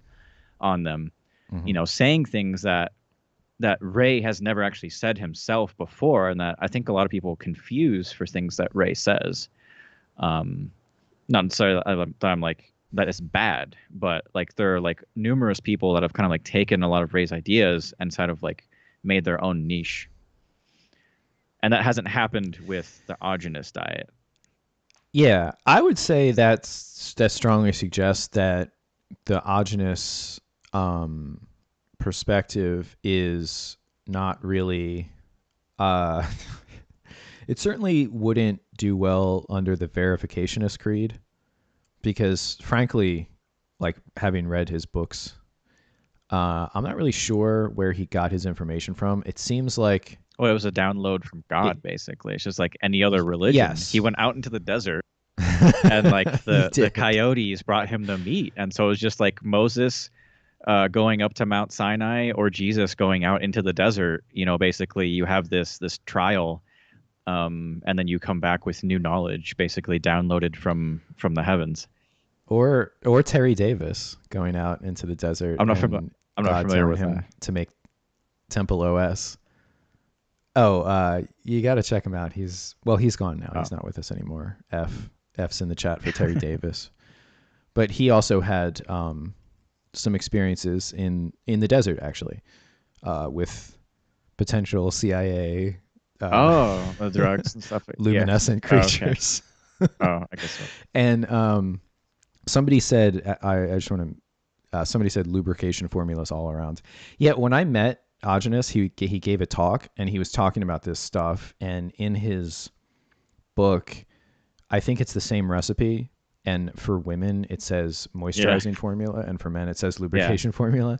And he was a really entertaining guy. And he's up on this little stage, like a church Yeah. stage, and he was like, because women want to be moisturized and men want to be Yeah. lubricated. I mean, like, yeah, I mean, obviously, yeah, he was completely aware of like making this distinction and like why you would do that. But Yeah, he was a really cool guy. I think he just basically made everything up. I'd love to live in a world where there's magical properties to raw food and wild food, and that you can like, you know, really change your body from sort of turning it over with these nutrients and stuff. And I'm sure that I think that there's a lot of benefits still to be found and that have already been found from, consuming some foods raw. Obviously, cooking, you know, denatures some things, it destroys some vitamins at the very least. yeah, But in terms of the overall thesis, I yeah, I it guess like just, where I disagree is like the exclusionary nature of it because like yeah, I see like a lot of them. Like I said, like it's like 100% you got to do like all these things that Augenus says, and you can't do anything else. mhm. Um, Well, see, but would anybody follow it if it wasn't that way? yeah, that's true. But like I've gotten a lot of benefit from eating raw meat. Like I started with that a little bit more than a year ago, and like yeah, really like I had some pretty profound changes. It's definitely like in my top five like health things that have like really like moved the needle for me. And so I'm not like knocking like what he says, but I guess I'm just kind of I think that you can basically just like take like the eat eat raw meat, that hasn't been frozen preferably, and same thing with like milk and eggs and stuff like that.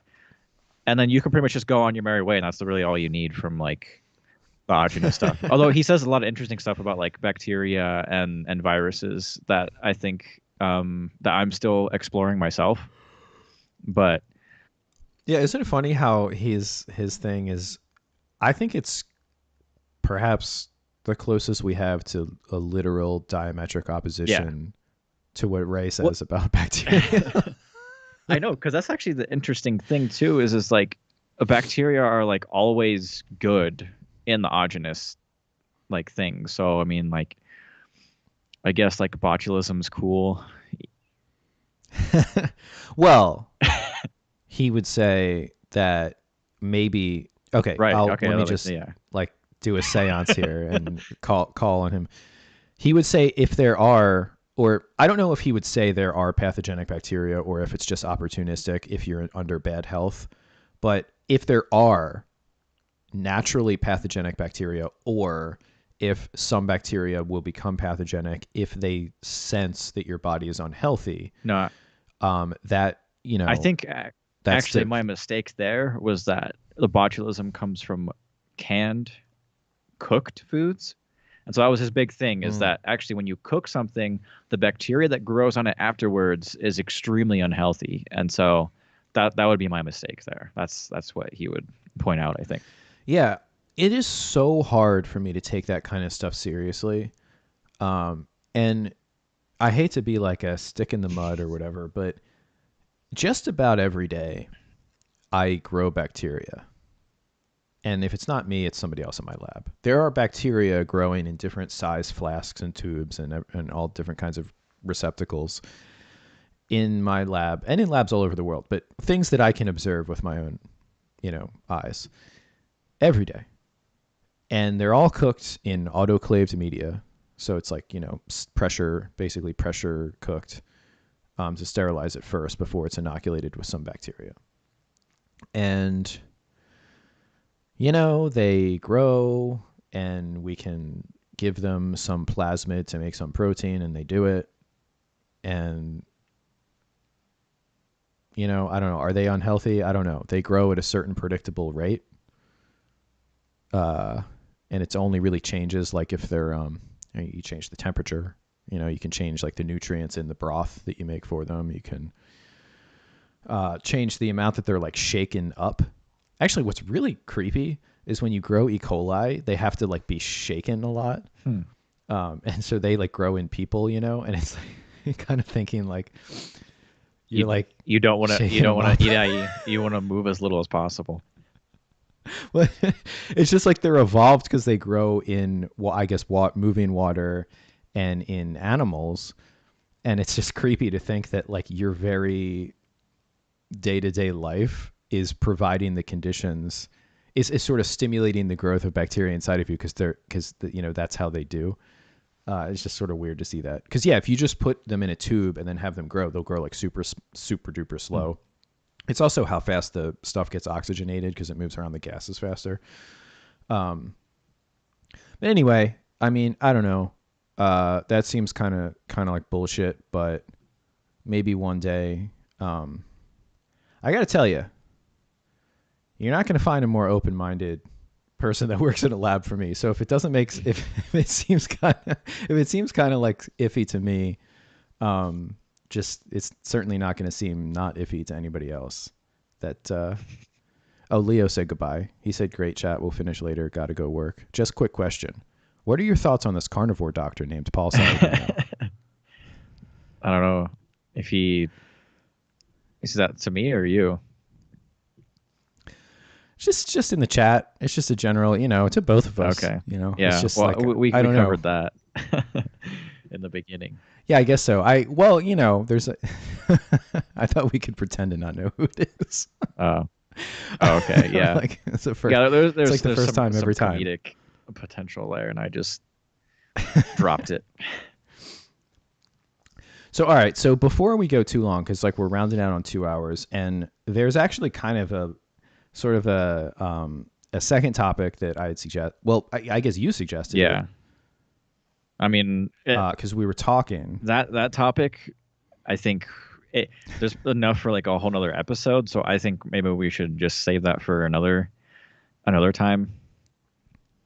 Because I got some stuff to talk about. Because we're talking about like medical religiosity. I mean, you had that post and it reminded me of some things. So we could talk about that. and then save the Yeah, sure. other topic for another time.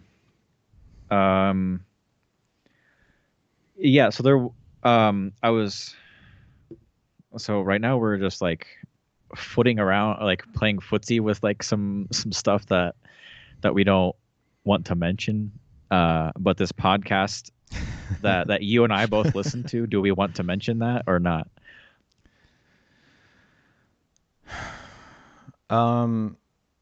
Yeah, let's just say that there's a podcast that we listen to that reviewed the Ivan Illich book, Yeah. Limits of Medicine. Yeah. And so they were quoting some stuff. Neither Kyle or I have read this book yet. But some of the quotes were very like provocative, and very interesting. So I'd like to read it at some point. But he talks about this idea of like the judge decides who is guilty and who is not, and the priest decides who, or like what is profane and what is not, and the doctor decides who is sick and who is not, basically. So it's pretty clear that the doctor is part of an esteemed and elite class. Like you said before, you know, the being a doctor is certainly part of like the at least in terms of like class, like money and like luxury, you know, like free time and stuff like that. They're definitely above us, but they even kind of have extra social ability, like features. Yeah, it's more than that. And so you had your post, or like in your story today, where you were talking about like medical religiosity, because there was this what's the term? Like a fresco yes, ceiling? Exactly. Yeah. Yeah. And that reminded me of this podcast, and I was like, because I actually had something very significant to say with these ideas, because like, for instance, the doctor is like a priest because there are HIPAA regulations. And so a priest, in the Catholic tradition, whatever you say to a priest is supposed to be kept confidential. Right. I think like maybe only in the context of like a murder are they actually supposed to say anything. But other than that, it's like whatever you say to a priest in a confessional is supposed to be completely confidential. And so, you know, the HIPAA regulations are kind of like this, you know, modern legal medical confessional. Yeah, exactly. I thought that was kind of funny. Yeah. And those things are what really gives away the game, is how much that's focused on, like how important. Well, especially today, they don't just focus on the COVID vaccination stuff. Yeah, but they don't just, like, the way they will use it as an excuse. Like if you want to do something that the medical system doesn't want you to do, and this could be a million different things, sometimes they'll just lie and say it's against HIPAA for them to give you some information.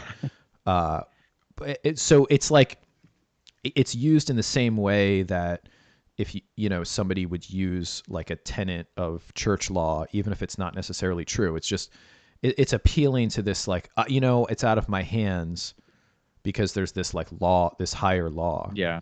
And the way they use it, I think, really, not just that it's like looks the same, but they use it the same way. Yeah.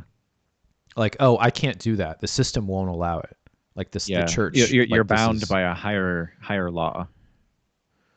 Right. And they use it politically. And which also, of course, like church stuff, it kind of, there's an interface there where like there's a little bit of wiggle room, and if there's a certain political outcome that needs to happen, all of a sudden this church rule is applied in this way, right? So it's like stuff. Yeah, it's like what's actually, the church is actually sort of serving the sovereign, right? Because they're not the sovereign. They're like an elite anointed class. Well, it's a third party. It's an objective third party. They don't have any sort of like self-interest and whatnot. They're just simply following this higher law. Well, that's the marketing, yeah. Well, yeah, But that's what I'm saying. It's like just cutting that crap out. Like, so yeah, so the medical system is serving the sovereign, and they're deputized basically to sort of deal with like to have like they can do things that and accidentally kill people and not get in trouble because they've been deputized by the sovereign. But you better believe if a member of the medical profession goes against the will of the sovereign and has anything questionable happen to them, those protections will disappear, and all of a sudden they'll be like, wait, I thought this was the oh no. yeah. The other like observation that I had was related to, or really came about because I was reading this book by Christopher Lasch called The New Radicalism in America, which I highly recommend. And in the first chapter, he reads a quote from this lady. This is like not really like directly related to what we're talking about, but it got me thinking about circumstances in history and whatnot. So the quote is that we recall that the first colleges of the Anglo-Saxon race were established to educate religious teachers. And so that's important because we're talking about like the history of the university system and like what they were originally came about. And I haven't read like a direct history. This is kind of just like stuff that I read here and there and like piecing together, and that's one of those things. And so so the university in the Anglo-Saxon tradition, as opposed to like the continental, because I think like the first university was like in Portugal or Spain, somewhere in Iberia. The scholastics, right? I'm not qualified to comment on that. I don't Okay, know. But yeah, no, it gives someone terms to look for if they want to sort through this right. themselves. So at least in the Anglo-Saxon tradition, the universities were created to create religious teachers. And so I saw in this that the doctors were well, first of all, doctor comes from the Latin word docere or docere. I don't know how to pronounce Latin, which means to teach, and that's why people have doctorates, and why I can call you Dr. Kyle Mamunis.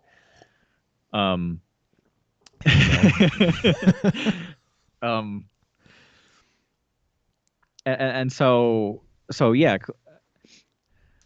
so clearly like the doctor, or forget that thought. Okay. So they inherited this tradition of like the educated caste, because it used to be that priests were the most educated person in a society, and then and these priests received their training at a university, and then we had and then eventually medical doctors were also trained at university, and so they've kind of inherited this tradition, like they've come up into this tradition of also like, and the point basically being that they're just like priests. Doctors and priests are the same in our society. That's a very like ineloquent way of saying it, but I think people understand what point I'm driving at. Yeah. Or at least they are ontologically related, and over time, as religiosity falls in prestige and influence and ability to serve the sovereign, it appears as though the medical field, is filling in that gap there with a great increase in prestige and yeah, exactly. That's not only that they are, it's like they have basically like subsumed, or like they are the successor to the priest basically. Yes, yeah, for sure. Because in like a small town community, they probably have more prestige than the local priest. If you had like a doctor or something like that, they would, and you just had like some, people were offering opinions. Yeah, well, they did. It's kind of interesting. Like, we don't know how long it actually takes to train a doctor in the terms like that they're actually how long does competent. it Yeah. actually yeah, how long does it actually take if you did effective teaching, like a type of Oh apprenticeship yeah. mixed with some classroom They do this teaching? in Russia. Probably would. Like the Right. medical, like you basically just go to a medical school straight from the beginning, as opposed to like here where you get your undergraduate degree and then you go to med school. It's you just go straight to the medical school, and they're also not paid as well as doctors here. They're much more like Right. technicians basically. So what I'm suggesting is the this tradition, I guess, especially in the Anglosphere or Western Europe or whatever, of having a very extended, and it's kind of indentured servitude. Uh, I mean, it definitely is during the residency period, but you have this extended, cloistered study. It's very intense. It weeds people out, which also priest training did. People would go AWOL, on their way to become like a monk or something. Not everybody would make it, and it's almost like the purpose of that is not because it actually takes 15 years after achieving adulthood to train a doctor, but it's just part of creating a priest class. It has to be that long. It has to have an aspect of indentured servitude in the residency period. It has to have all of these things to you know sanctify the institution in the eyes of the public, to bring all of the people ideologically in line with the institution. Because if they spent, let's say you could actually competently train a doctor to do some field of medicine in like 2 or 3 years, their interface with the institution 2 or 3 years, Yeah, they it's might not very not lasting. absorb Yeah. the culture. Yeah. So so yeah so I think it's actually the extension of all this is more it's not serving just it's not just that like, oh, it takes so many years to be able to like suture a wound or like like learn the bones of the body, like anatomy. It's like, who knows, like there's probably some genius people who can learn that stuff really really fast and have a knack for it, and if they were in a situation where they were able to observe every day a certain Yeah. medical procedure and then assist and then start to do it, they might be able to do it competently in like a Yeah. year. You could probably apply that observation for the entire education system, really. Well, yeah, but if you just look, who is trained the Yeah. longest? It's Yeah, but I'm saying doctors. like, And who is who is the most elite? It's like, so, and then, you could, because you could say lawyers, because they go to regular well, I'm just college, then they go thinking to law like school. K through 12 type stuff because it's really like yeah, there are people that like skips, grades and whatnot, but really they want to keep you, you go every year and whatnot, and they'll basically try as hard as they can to kind of like keep you like with your grade, your peers and whatnot. Like it's Mm. not so much about like your ability to like master material or whatnot. It's really just about your age and like how long you've been in the system. Right. Yeah. I mean, the kind of like education bad. I mean, yeah, That's that wasn't really my definitely point. I was just like noticing that you could apply that to that observation to that as well. right. So I think what I'm saying is like, let's just say, I don't know, somebody proved that you could, like, there was a better way to teach doctors and it only took half the time, whatever, on average, as the training takes now. That will simply not be taken up by the institution. Uh, because if you had, let's say you had, let's say accountants, say that, say like somebody who would be an accountant at a firm, maybe they do like 4 years of undergrad and then maybe do like a master of accountancy or something, or like, let's just say 6 years of training. Let's just say for like somebody who would be working on like big client accounts in some big accountancy firm. And let's say 6 years for a doctor, right? You just can't have that. Yeah. You can't have the amount of time spent under study the same between a sanctified profession and a or a holy one and a Yeah, profane and I one. think You just can't do it. another thing too is like the concept of elite overproduction, because like we've been saying, a doctor is an elite. And so Mm. like, yeah, that's why you need to have that weeding out process, and why it takes so long, because yeah, you just can't bring it down to, like, if you could train a doctor in 6 years, that'd be problematic because there'd be too many doctors. And so the doctor would like lose their elite status, or there would have to be like a new kind of like specialization of doctor, you know. Yeah, that happened with lawyers. I mean, lawyers, there's way too many lawyers, and you can't just become a lawyer and, join some law firm and make a lot of money. The prestige now is like in the connections, Yeah, and like really the only prestige for a lawyer is your if you name is. have the connections to get into a Yeah. firm and do like big law, like become a trial attorney, or like for fame is trial attorney, and then for money is like corporate whatever. Um, and then everything else is basically just like kind of, I don't know, it's a professional job, Yeah. and there's like professional respect, but it's hardly even an elite job, at the lower levels, in society's eyes. I mean, if you just say you're a lawyer, that counts for something, but yeah, that's, yeah. Yeah. Yeah.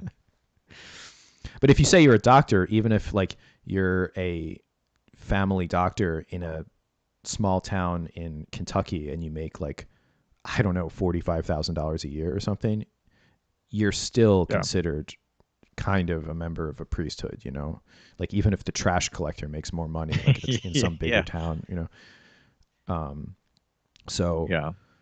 so yeah, that's definitely part of it.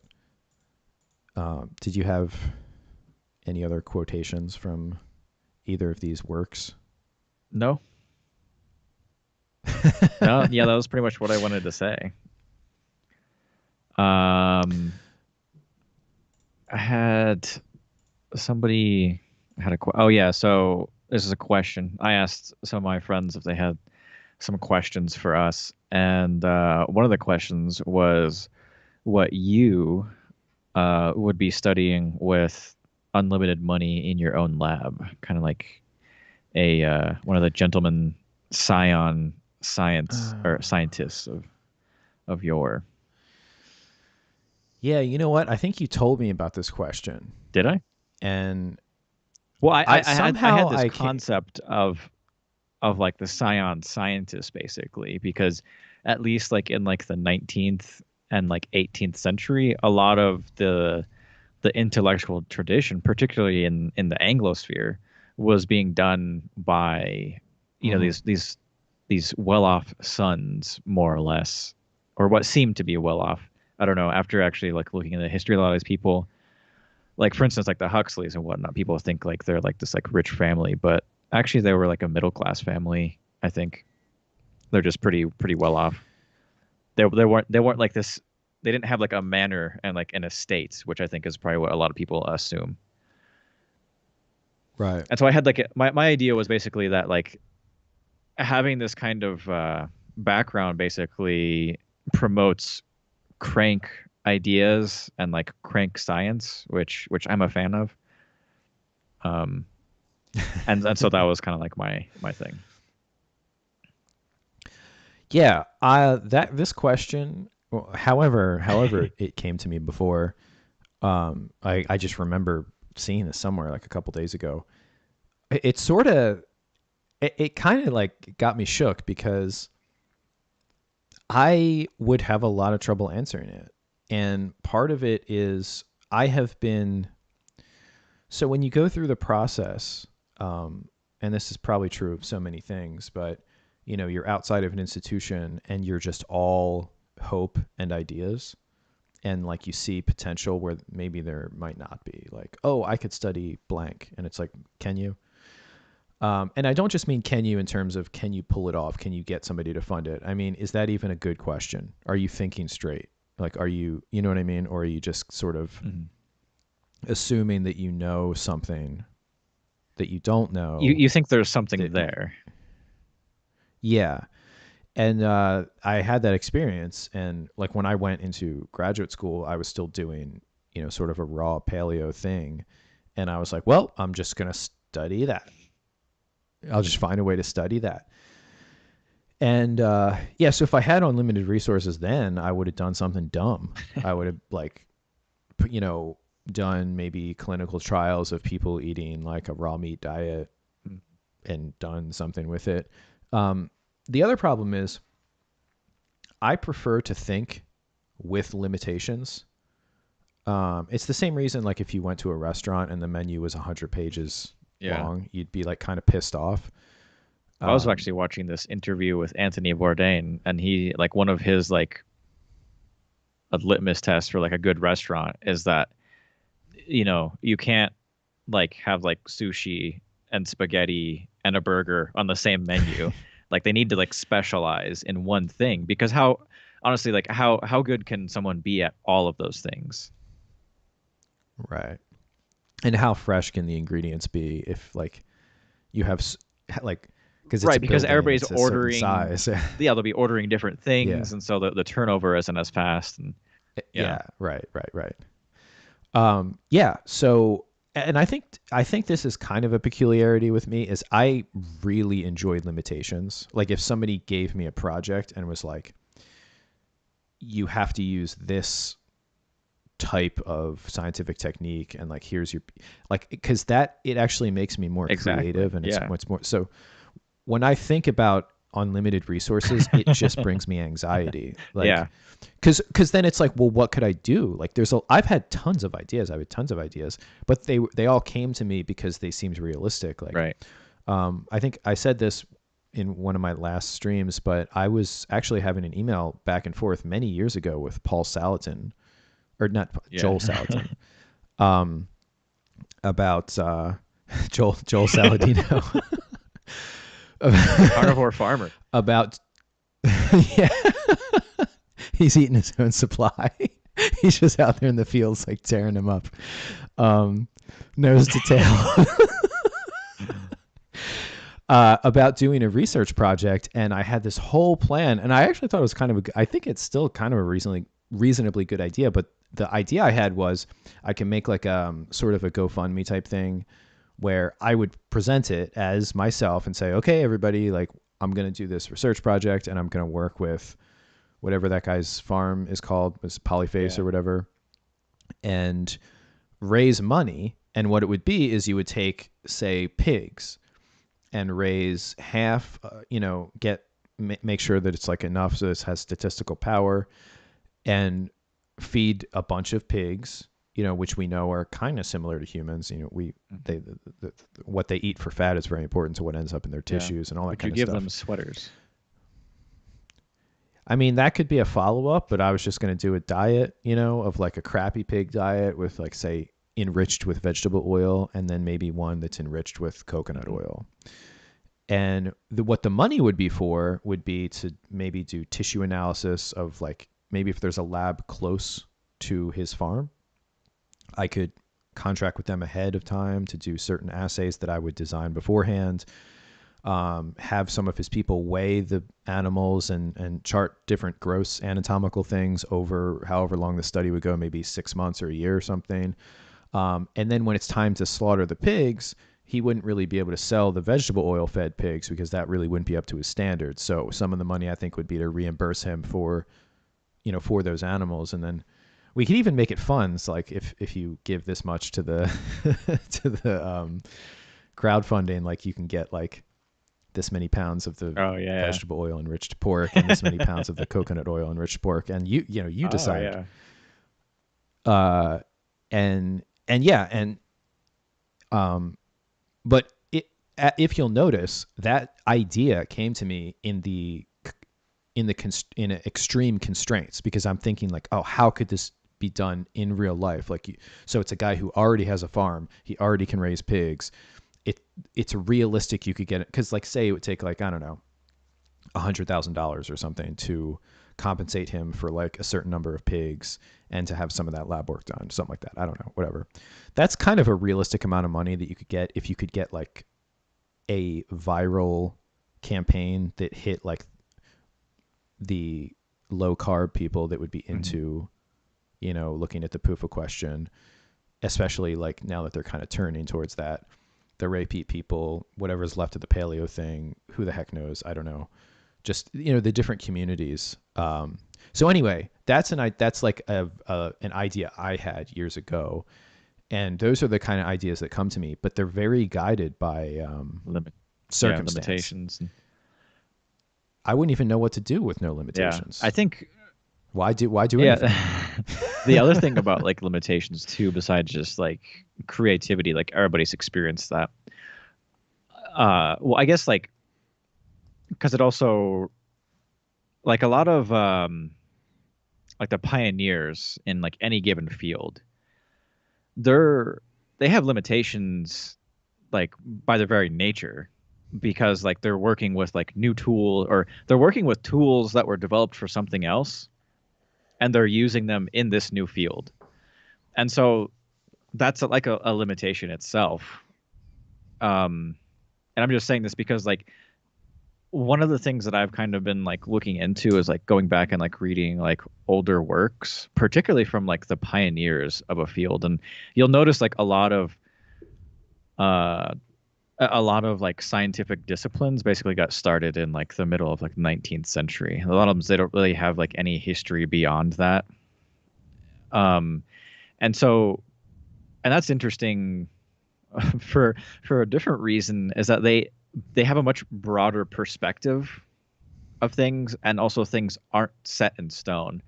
Like ideas about how things should be, like once they're kind of like once like a science is created, like geology or something like that, it has like certain Mm-hmm. precepts that don't ever change because then the the like the elites or the priests, like the people who come up next, basically they just defend all of those and they kick out any kind of like heretics basically. And so like after a couple of decades in a science, it doesn't really like come up with anything new because they're just kicking out all the heretics. um and so it could be very profitable to go back and look at the beginning of a science because people will talk about things in ways that are very like broad-minded. People often is like Ray will talk about how like Darwin is not really like a neo-Darwinist. Like he would basically be kicked out of like his own like uh discipline basically because he'd be too radical. And that's because like at his when he was coming up with these ideas, like you could be very broad-minded about stuff. There was nothing that was like solidified. And so that's just some like some thoughts that I had about that. Yeah. I mean, what a certain field becomes, and it's. I mean, I don't even think that's a bad thing. It's really only bad if the reasons aren't good for its crystallization, because things are going to crystallize a certain way, like whether it's a field of science or like a music genre. Right. Then everything Like a bunch of just becomes like a bands. copy of a copy. Yeah, and it's like that's just how it Yeah. works. No, yeah. I'm not saying it's And bad or anything. I'm just saying like as like someone who's doing research, like I think like it's like I said, like it's really profitable to go back and look at like the pioneers as opposed to what's new, like the modern stuff and whatnot. yeah, I think that's profitable in just about every field, and I think that there are cutting people off from their lineage and whether it's history or like their profession is a very it's like probably the most powerful tool of control. Like if one wanted to exert a malicious control on somebody, whether it's like this field of like, okay, we're going to define what medicine is, and it's not this thing that like 200 years ago they thought it was. It's this other thing, and we changed it over time. And now like don't look back and feel like you are part of a thing that's existed for a long time. Feel like you're part of the thing that existed when you started medical school. That's like that's pretty powerful stuff. And I think when that's done maliciously, it's really works a lot, because people don't,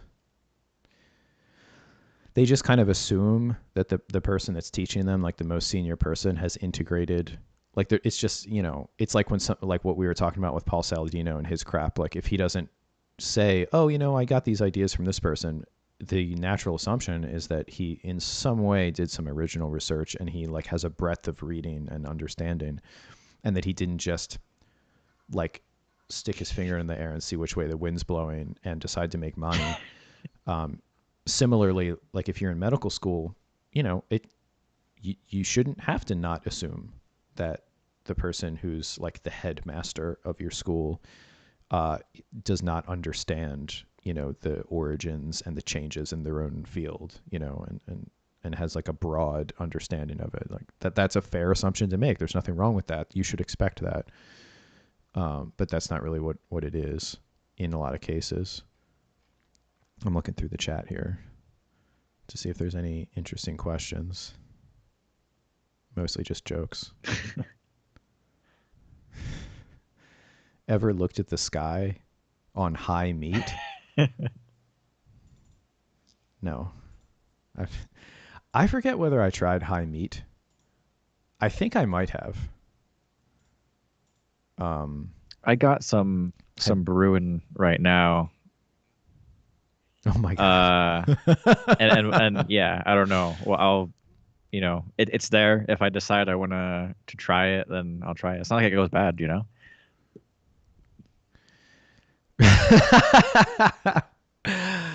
Right. True. One thing I'll say about it the just raw gets meat better. thing, I meant to say it's this before. Anti-fragile. The bad things only make it better. You know what though?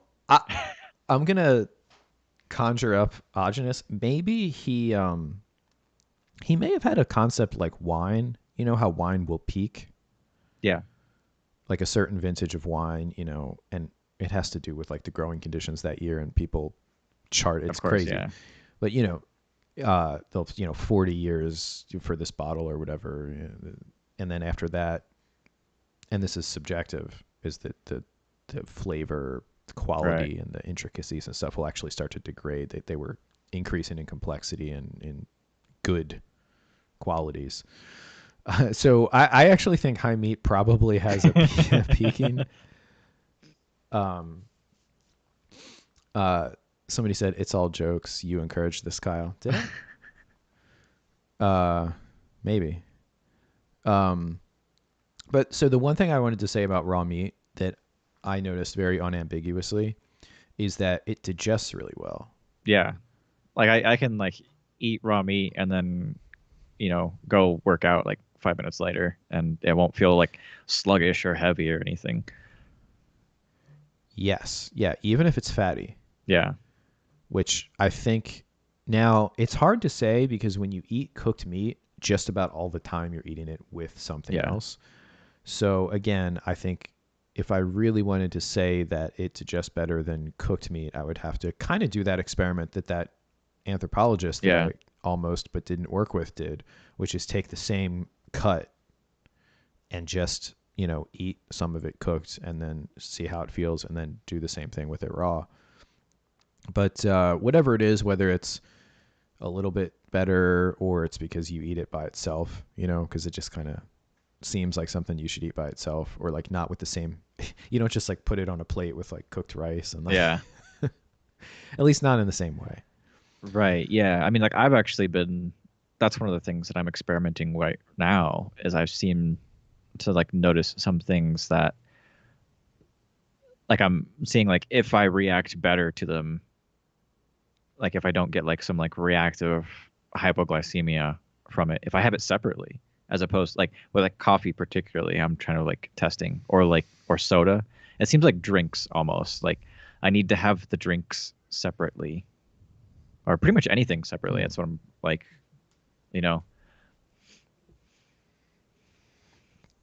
We got, okay. So somebody's asking for the name of the podcast we were talking about. Just message me like on Instagram or something. I just don't want to get into it.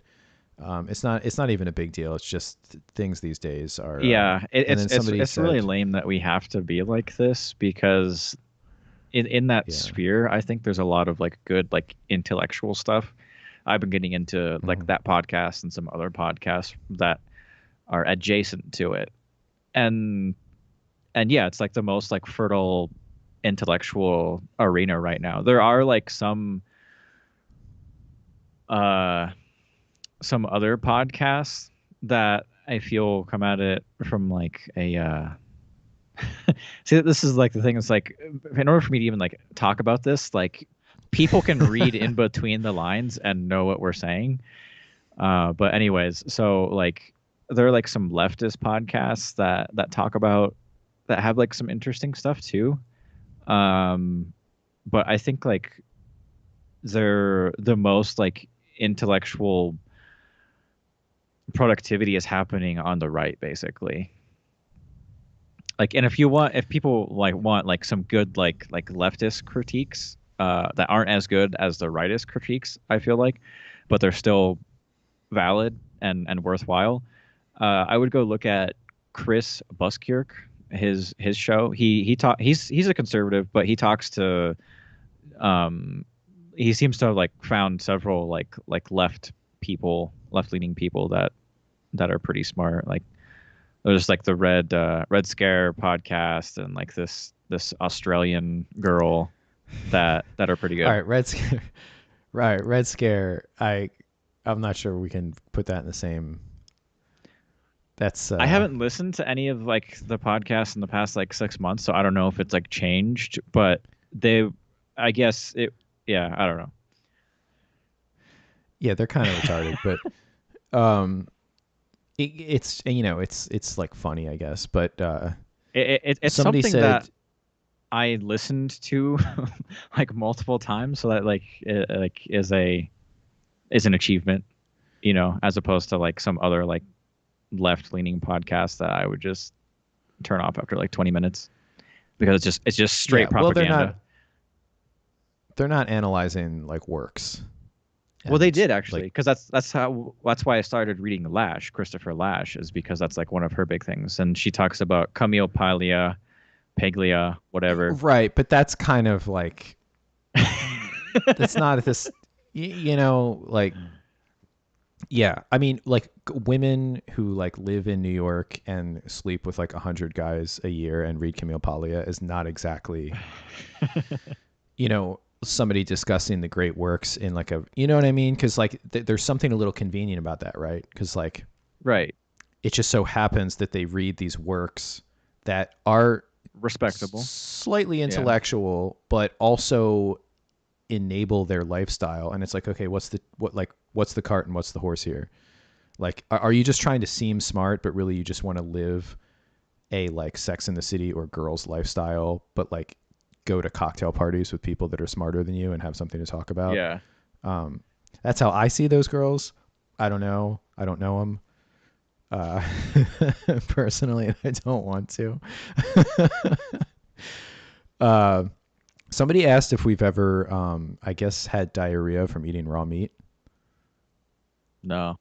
I ate a lot of raw meat, and I got to tell you, red meat did not ever bother me as far as I can remember. I've eaten raw poultry. I had a couple of episodes of food poisoning, but I could kind of identify what went wrong. One time I had a piece of frozen salmon that I got from just some store, and I left it on a cutting board to thaw, and I left it for like all day, and then I ate it. And I was like watching a movie or something. So it sat out on like in a kitchen on a wooden cutting board for like, I don't know, at least like a few hours, 5 hours maybe. And I started to get like weird thermoregulation issues, like sweating but feeling Right. like Yeah, I call cold and that the stuff. estrogen flu. Right. And I mean, I think it was like a big serotonin and histamine Yeah. dump, and then quite literally, and I think I probably had diarrhea and also vomited I definitely had at least one or the other. And I'll tell you what, though, Cleared it out. felt good Yeah. afterwards. Yeah, it was actually a very short episode. Yeah, I mean, like anytime I've ever had to like throw up, like once you like, I'll be like fighting it for like a long time, for like an hour probably. When I should just like give it God. up, just go bend over and throw up. But I'll keep fighting it, and then No. eventually I lose, and it comes out, and then like literally like 2 minutes afterwards, I'm feeling great. I'm just like, yeah, it's good. Yeah. And I think part of that is like because your body is kind of like compensating for like this, like how you feel, and so it's like producing like endorphins or other things that feel good. And so once you get rid of like the thing that feels bad, then it's like you just got like a rush of endorphins, and so you actually feel better than you normally would, because normally your body wouldn't be compensating for that pain with like this boost of endorphins. Yeah, I think so too. I've noticed that with like acute sort of, whether it's like stomach cramps or whatever, like, and then yeah, there, you definitely, when you have something acute past like that, you definitely feel better than neutral for a Yeah, while. or like after you get over like a cold or something like that, like at least like the first like a half day, like you wake up, you're like, oh man, I'm done with the cold, and you just feel pretty dang good. And it's because, yeah. Somebody called it vomit paradox in the comments. The vomit paradox. It's like vomiting is like bad but also good. Oh yeah, yeah. I mean, I think like the most recent, well, okay, so diarrhea specifically, uh, I'll like induce diarrhea with like vitamin C. You can do like a vitamin C cleanse, and that, I'll do that like once in a while, and that's uh yeah, I like that. I have like some different thoughts about that, but it'd take too long to go into. But the last time I had like food poisoning that I can remember is when I was like making some chicken broth, uh, and I was like cooking it, and then I didn't want to like cook it anymore, so I just like set it on warm and just like left it overnight, and then I had some of that in the morning, and yeah, I just ended up throwing up later that day, Interesting. because I think like it just didn't like maintain the temperature. Like warm is not, it's basically just like keeping it warm, but as far as like food safety, it's not a good place to be. So you did like a bacterial grow. Exactly. Yeah. Yeah, I was pretty dumb. I'm not gonna lie, that was a very dumb thing to do. But I didn't know any better Well, then. I've left things on overnight on like a like as low of a simmer as I could get, but definitely not like warm. Right, so it was a hot plate, and so they have like the different settings, and so it was like a warm setting. Yeah, So I mean, like, yeah. who knows like how hot that is or whatnot. It's just Yeah, I'll just say the thing with the raw meat and the whole ogenous thing. My perspective is that I did it before, so I have a different feeling about it. But yeah. Well, um, like your perspective is a lot different than a lot of other people that I know, because, like I said, a lot of people doing it, it's like their first diet, maybe their second, like maybe they were like vegans before or something like that. mhm. And so like you really have to take their perspective with like a grain of salt, because they've probably been doing it for a couple of years or something like that. And are they going to be doing it in 10 years? What can you like track down this person in 10 years and like ask them how they felt about it? They probably wouldn't be this huge ideologue anymore, I bet you. Yeah. Um, yeah, I just don't see it as like.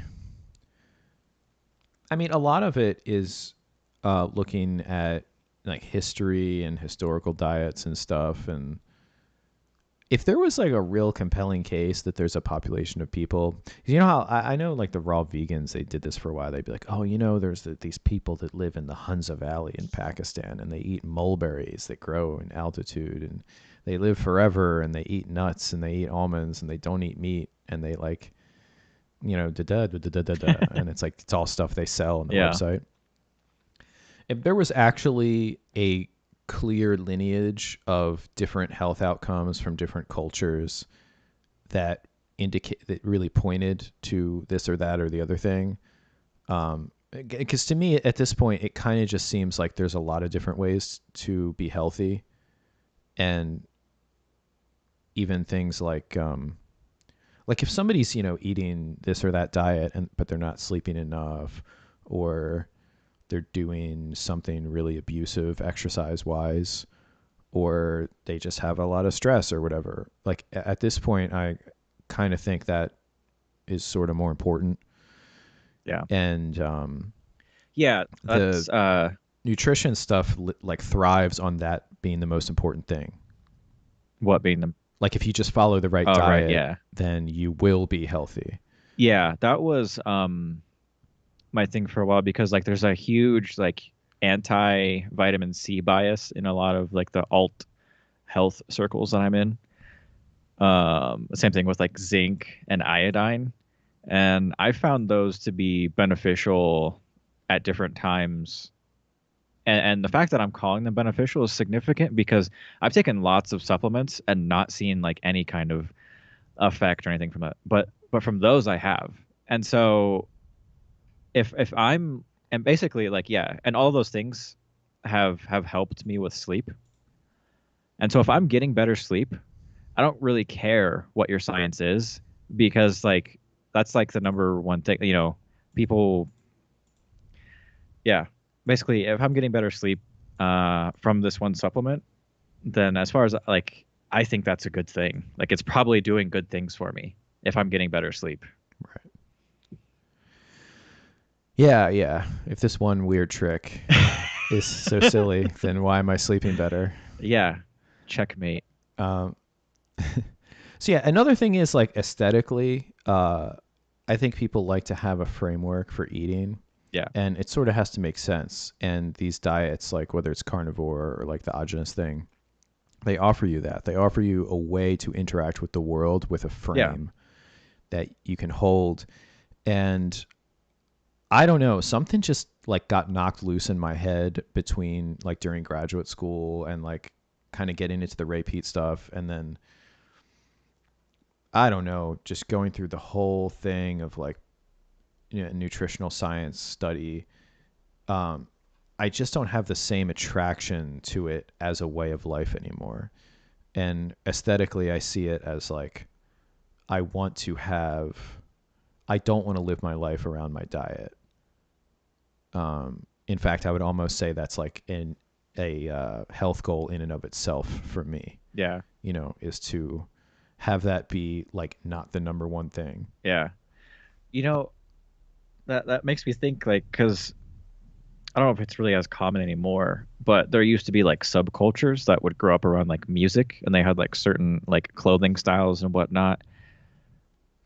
And it seems like health has kind of like taken over that in some ways.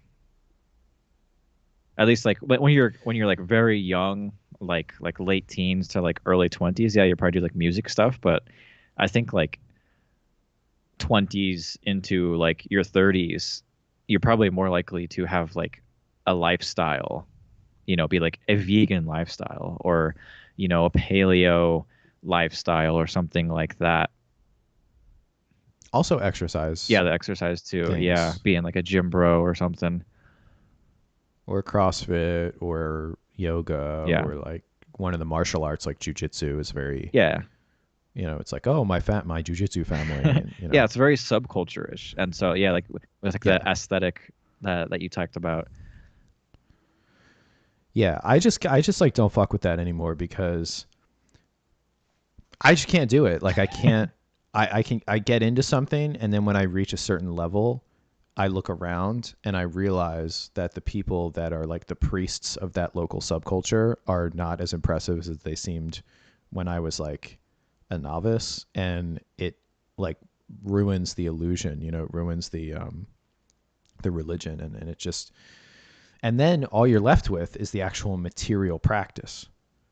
And if that's not enough to keep you, then it was just about the subculture, you know?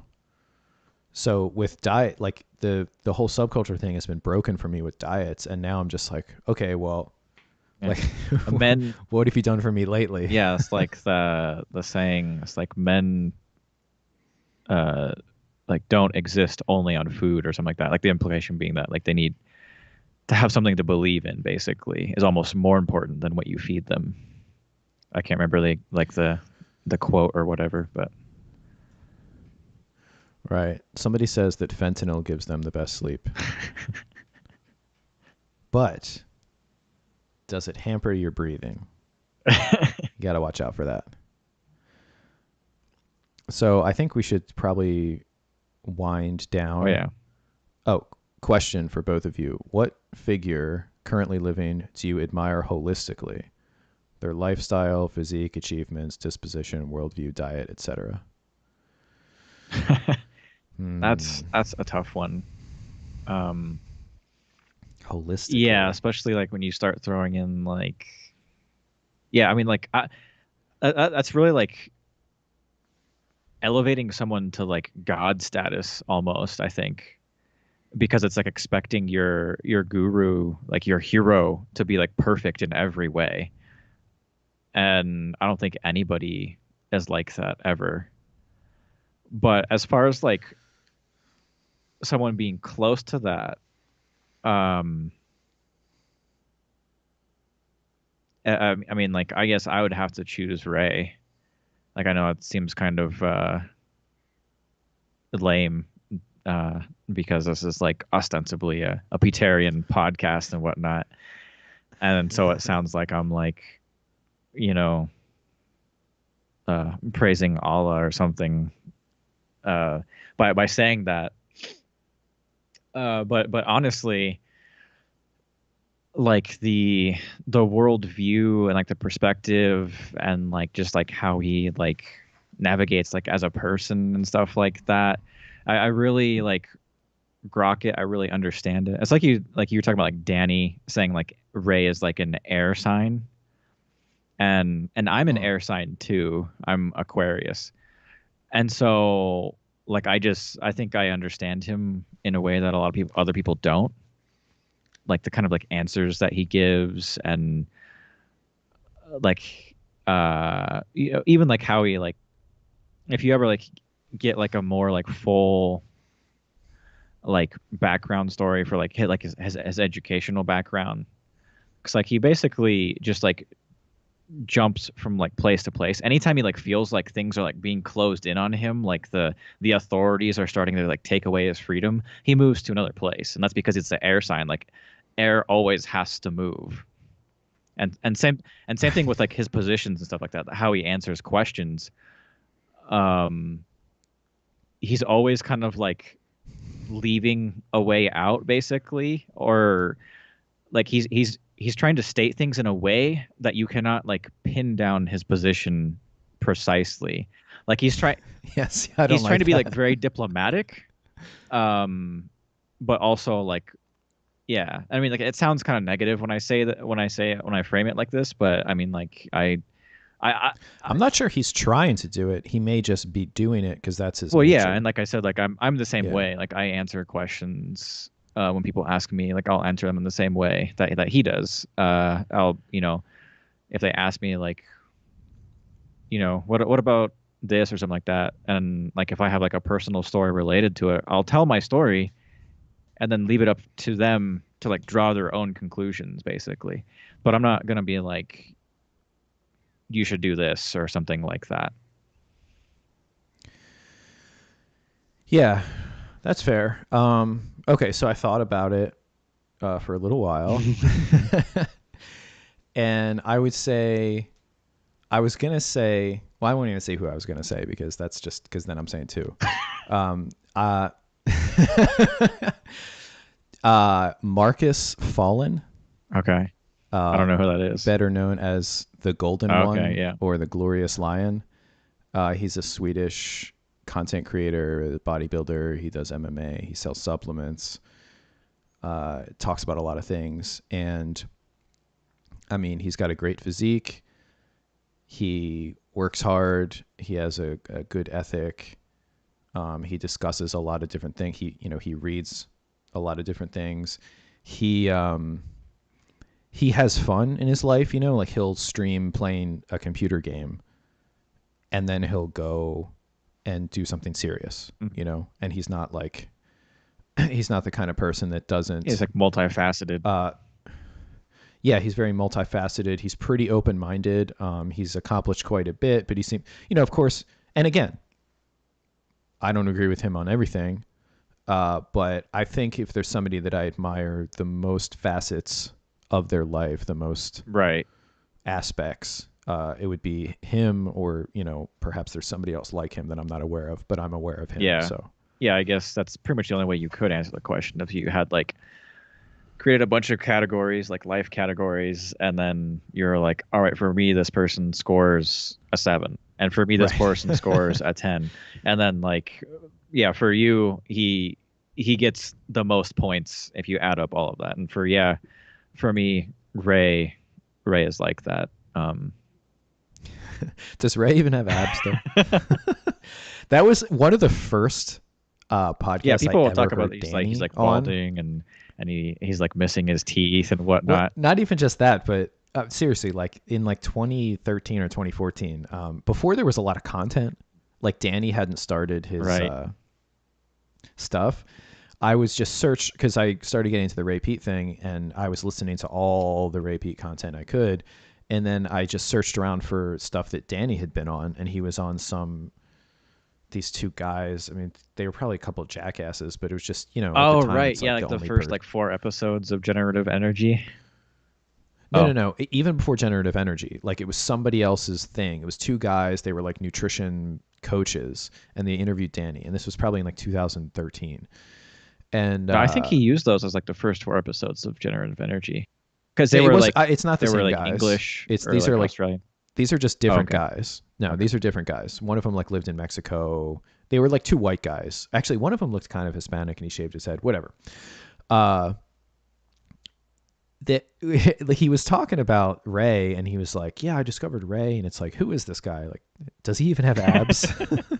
Like, this is Danny talking about his like first exposure, because he went through the whole thing, like doing different diets, ostensibly for the purpose of like preserving and regrowing hair, and then also getting back the health that was damaged when he took finasteride for the purpose of the hair thing. So that was just like really funny, because first of all, I mean, at that time, I mean, he was like in his 70s, so it's like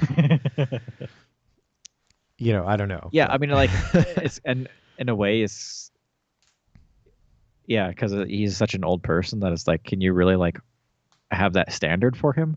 So it's almost kind of like an elderly card or something that you can play to like make you immune to that stuff. Well, yeah, I mean, he's an elder statesman of this stuff, and yeah, it's different. I mean, there's a different. Yeah, I mean, like we don't really have this tradition in our culture standard, and probably haven't had it for like 100 years.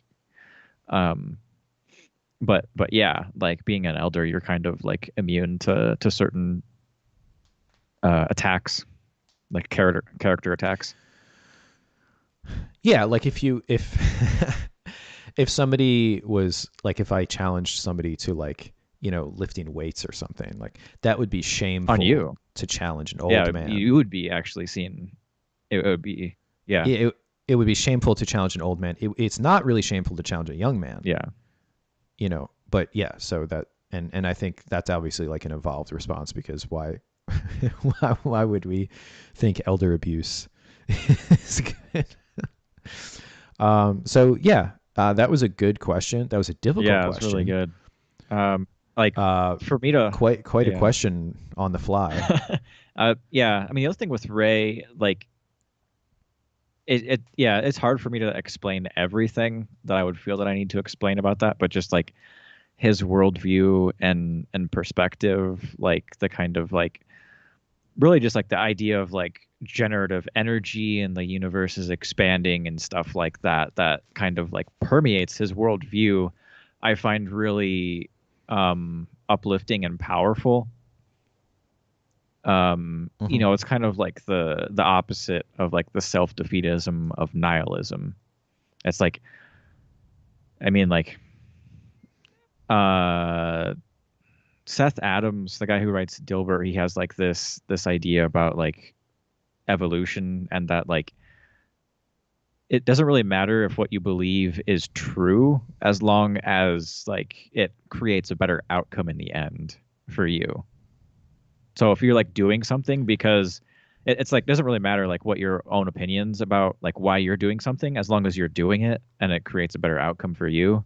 And so like having like a growth mindset, as they call it, is useful for you, as opposed to just like, you know, being deterministic and living in like a cold, lifeless universe. Right. Yeah, I would just try to divorce those for like I would try to create a different space for like things that are useful for that, and then actual like rigorous philosophy where you're talking about truth, you know. I would think it would be best to keep those separate. Yeah, Um I mean, it's a somebody postmodernism or a postmodern take. yeah, yeah. Scott Adams is, but Somebody asked squat, bench, deadlift for us to do for our next stream. I actually can't lift right now. I probably can't bench for. oh right, I don't yeah, even want to think about it. It right, skeeves because me you got out. your surgery. I had a pec tear, and I'm still recovering, whatever that means. It's very annoying because you can't feel anything happening. They just tell you not to do anything. But yeah, it if I tried to do like a bench, like a 1 rep maximum, that would be like extremely medically inadvisable. And I haven't even been doing deadlifts because of the way it pulls on your shoulder, you know, just to grip and Oh have yeah, your, the only thing I've been doing is like kind of light squat. Basically my lower body, anything that you can do without having to use your yeah, arms to significantly control the weight. That's all I've been doing. yeah. So I would lose any squat bench. I would lose it. I would lose that to just about anybody at this Yeah, point. I mean, I haven't like lifted in probably 2 years. I don't even remember. I have to think about like the last time, probably like sometime in like 2018, like in Yeah. like Well, you'd summer. still be. Somebody asked. Oh, Marcus Fallen is definitely not a vegan. Um, but anyway. Yeah, Okay, so yeah. we're getting close to 3 hours, and I think that's about it. Did you have any closing thoughts or No, not really. I mean, anything else? yeah, I look forward to the other topic ideas that we had. So hopefully we can talk about those soon. Yeah, they're pretty They are spicy. very, So I very think spicy. And I mean, like, yeah, I'm gonna need like some preparation to go back our previous like discussion, our DMs and whatnot, to kind of like see exactly what I was thinking and what you were thinking, maybe. yeah. Oh, I'm thinking it. I just because you know what it is. It's an incompatibility. I'm not an air sign, if you will. Uh, not that I just this is just a shorthand for me talking about it. I'm not endorsing or not endorsing Astrology. Yeah, astrological frameworks on this channel. I like it. Uh, I think it's enjoyable, and uh, yeah, but yeah, I have been, you know, sort of it's just like seeing, you know, I see these things, I see different opinions about from like the Ray Peat world or this alt health world or this, and I'm looking at it and I'm like, okay, if I apply the same thing that made me decide sugar doesn't cause insulin resistance to this idea, that actually looks kind of bad too. And I can't actually let that go because of autism. so, um, so anyway, the next time that we stream, I guess we'll probably talk about things that I have been recently diverging with, like the Ray Peat perspective, and outside of that, like other alt health perspectives. Yeah, and just kind of a whole like, what are we even talking about? And also, do people think things because they think them or because they want them to be true? I feel like a lot of stuff in the health sphere is getting concentrated. Like one of the first people or topics that I heard this talked about was people that believe in climate change. And so they're like, well, we have to like rehaul the whole world, you know, because of climate change. Those people, just do this little thought experiment yourself. Would they be happy if they just encountered incontrovertible proof that that wasn't the case? Or would they be sad? And it's like they would actually be sad, even though That means everything's fine. knowing that the world is not going to end in this fiery ball of like destruction and species are all going to go, you know, that should be like basically the best news for you, other than maybe like you just won like a personal thing, like I just won the lottery, or like my wife's pregnant, or, you know, that kind of stuff. But like in terms of like your worldview, if you think the world is like going down hard and now, you know, it's not, you should be like, yes, like I'm about to text this with confetti, like, you know. Yeah. But they wouldn't. Yeah. And I mean, that's a so good question to ask when yourself. I've had to ask myself about that. Like, I think I talked about that last year, about like how I feel about like peak oil and just like, you know, the empire disintegrating and everything going to shit, society and culture just devolving and stuff like that. I have to ask myself, like, what if there was like signs that that was not happening at all? It was just going just the opposite. Like, how would I feel about that? And yeah, I Mhm. think people should ask themselves about that, about the things they think. Right. And it's actually, it's okay to be like emotionally invested in what you think, but I don't think it's okay to think to believe what you believe to be true because of a prior, like a pre intellectual emotional investment. Yeah. So anyway, Some uh big thoughts to end on. yeah, and so yeah, whenever we talk again, it'll be it'll be spicy, and probably a lot of people will have some issues with it, and maybe Yeah. And that'll be more that's fun why we're actually. not hitting the issues directly. It's better to let them have their space to like, yeah, because they need fleshing out. Oh yeah. All right. Well, I'm Of gonna course, thanks. we've like teased it so much that people are gonna be disappointed. They'll be like, this is like all that you disagree with. That's not that bad at all. Yeah, well, um I feel like all my streams are a little bit of disappointment. So like you got to get that in there. Anyway, by hook or by crook, you have to get some kind of like disappointment. Surprisingly little technical issues this time, although our windows changed size a few times. But that's really nothing compared to the other stuff I've had recently. So thank you, everybody in the audience. And thank you, Steve. And we will be doing this again sometime in the future. That's about all. Peace out.